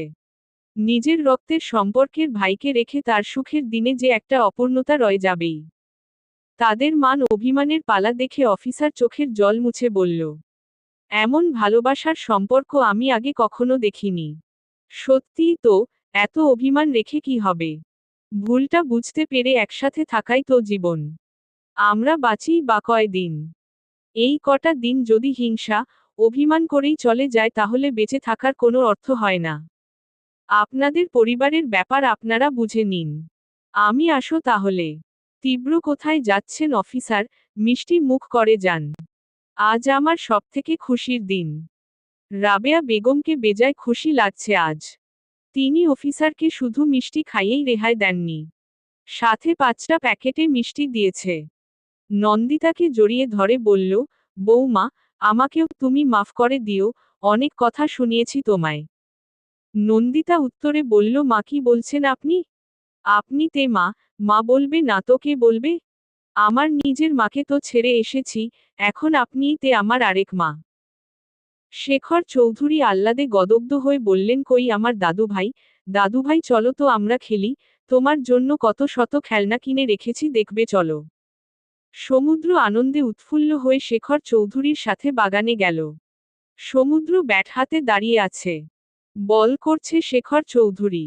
নন্দিতা সমুদ্রের হাত ব্যাটের সাথে ধরে আছে। ছোট বাচ্চাদের যেভাবে হাত ধরে ক্রিকেট খেলায় সেভাবে। আর তীব্র আছে স্টাম্পের পেছনে। রাবেয়া বেগম আশেপাশের সবাইকে মিষ্টি খাওয়াতে ব্যস্ত। তার মুখে যেন হাসি সরছেই না। শেখর চৌধুরী বল করলেন, নন্দিতা সমুদ্রের হাত দিয়ে ধরে থাকা ব্যাট দিয়ে বলে মারতেই বলটা উড়ে দূরে গিয়ে পড়ে। সমুদ্র খিলখিল করে হাসছে। তাকে জড়িয়ে ধরে হাসছে নন্দিতা। পাশে দাঁড়িয়ে চোখে টলমলে জল নিয়ে তীব্র তাকিয়ে আছে। শেখর চৌধুরী তীরর কাঁধে হাত রাখলেন। মা ছেলের এই ভালোবাসা উপভোগ করছে।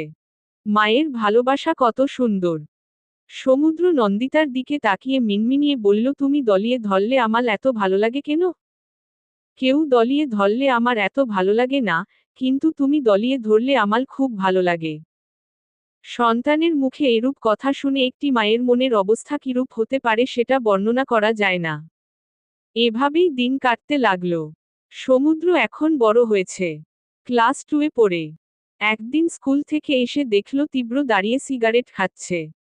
এটা দেখে কোনোরকমে ব্যাগটা রেখে রান্নাঘর থেকে নন্দিতার হাত ধরে টানতে টানতে ওপরে তীরর পাশে নিয়ে এসে বলল, বাবাই, দেখো মাকে নিয়ে এসছি, লুকিয়ে লুকিয়ে খাও তাই না, এবার মজা বুঝবে। সমুদ্রের কথা শুনে তীব্র নন্দিতা দুজনই হাসছে।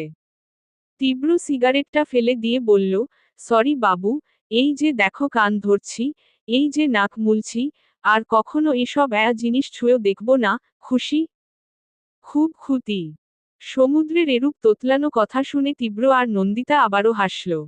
তীব্র সমুদ্রকে কোলে নিয়ে নন্দিতাকে জড়িয়ে ধরল। তাদের সুখের জীবন শুরু। একটা ছেলে ফিরে পেল তার পরিবার।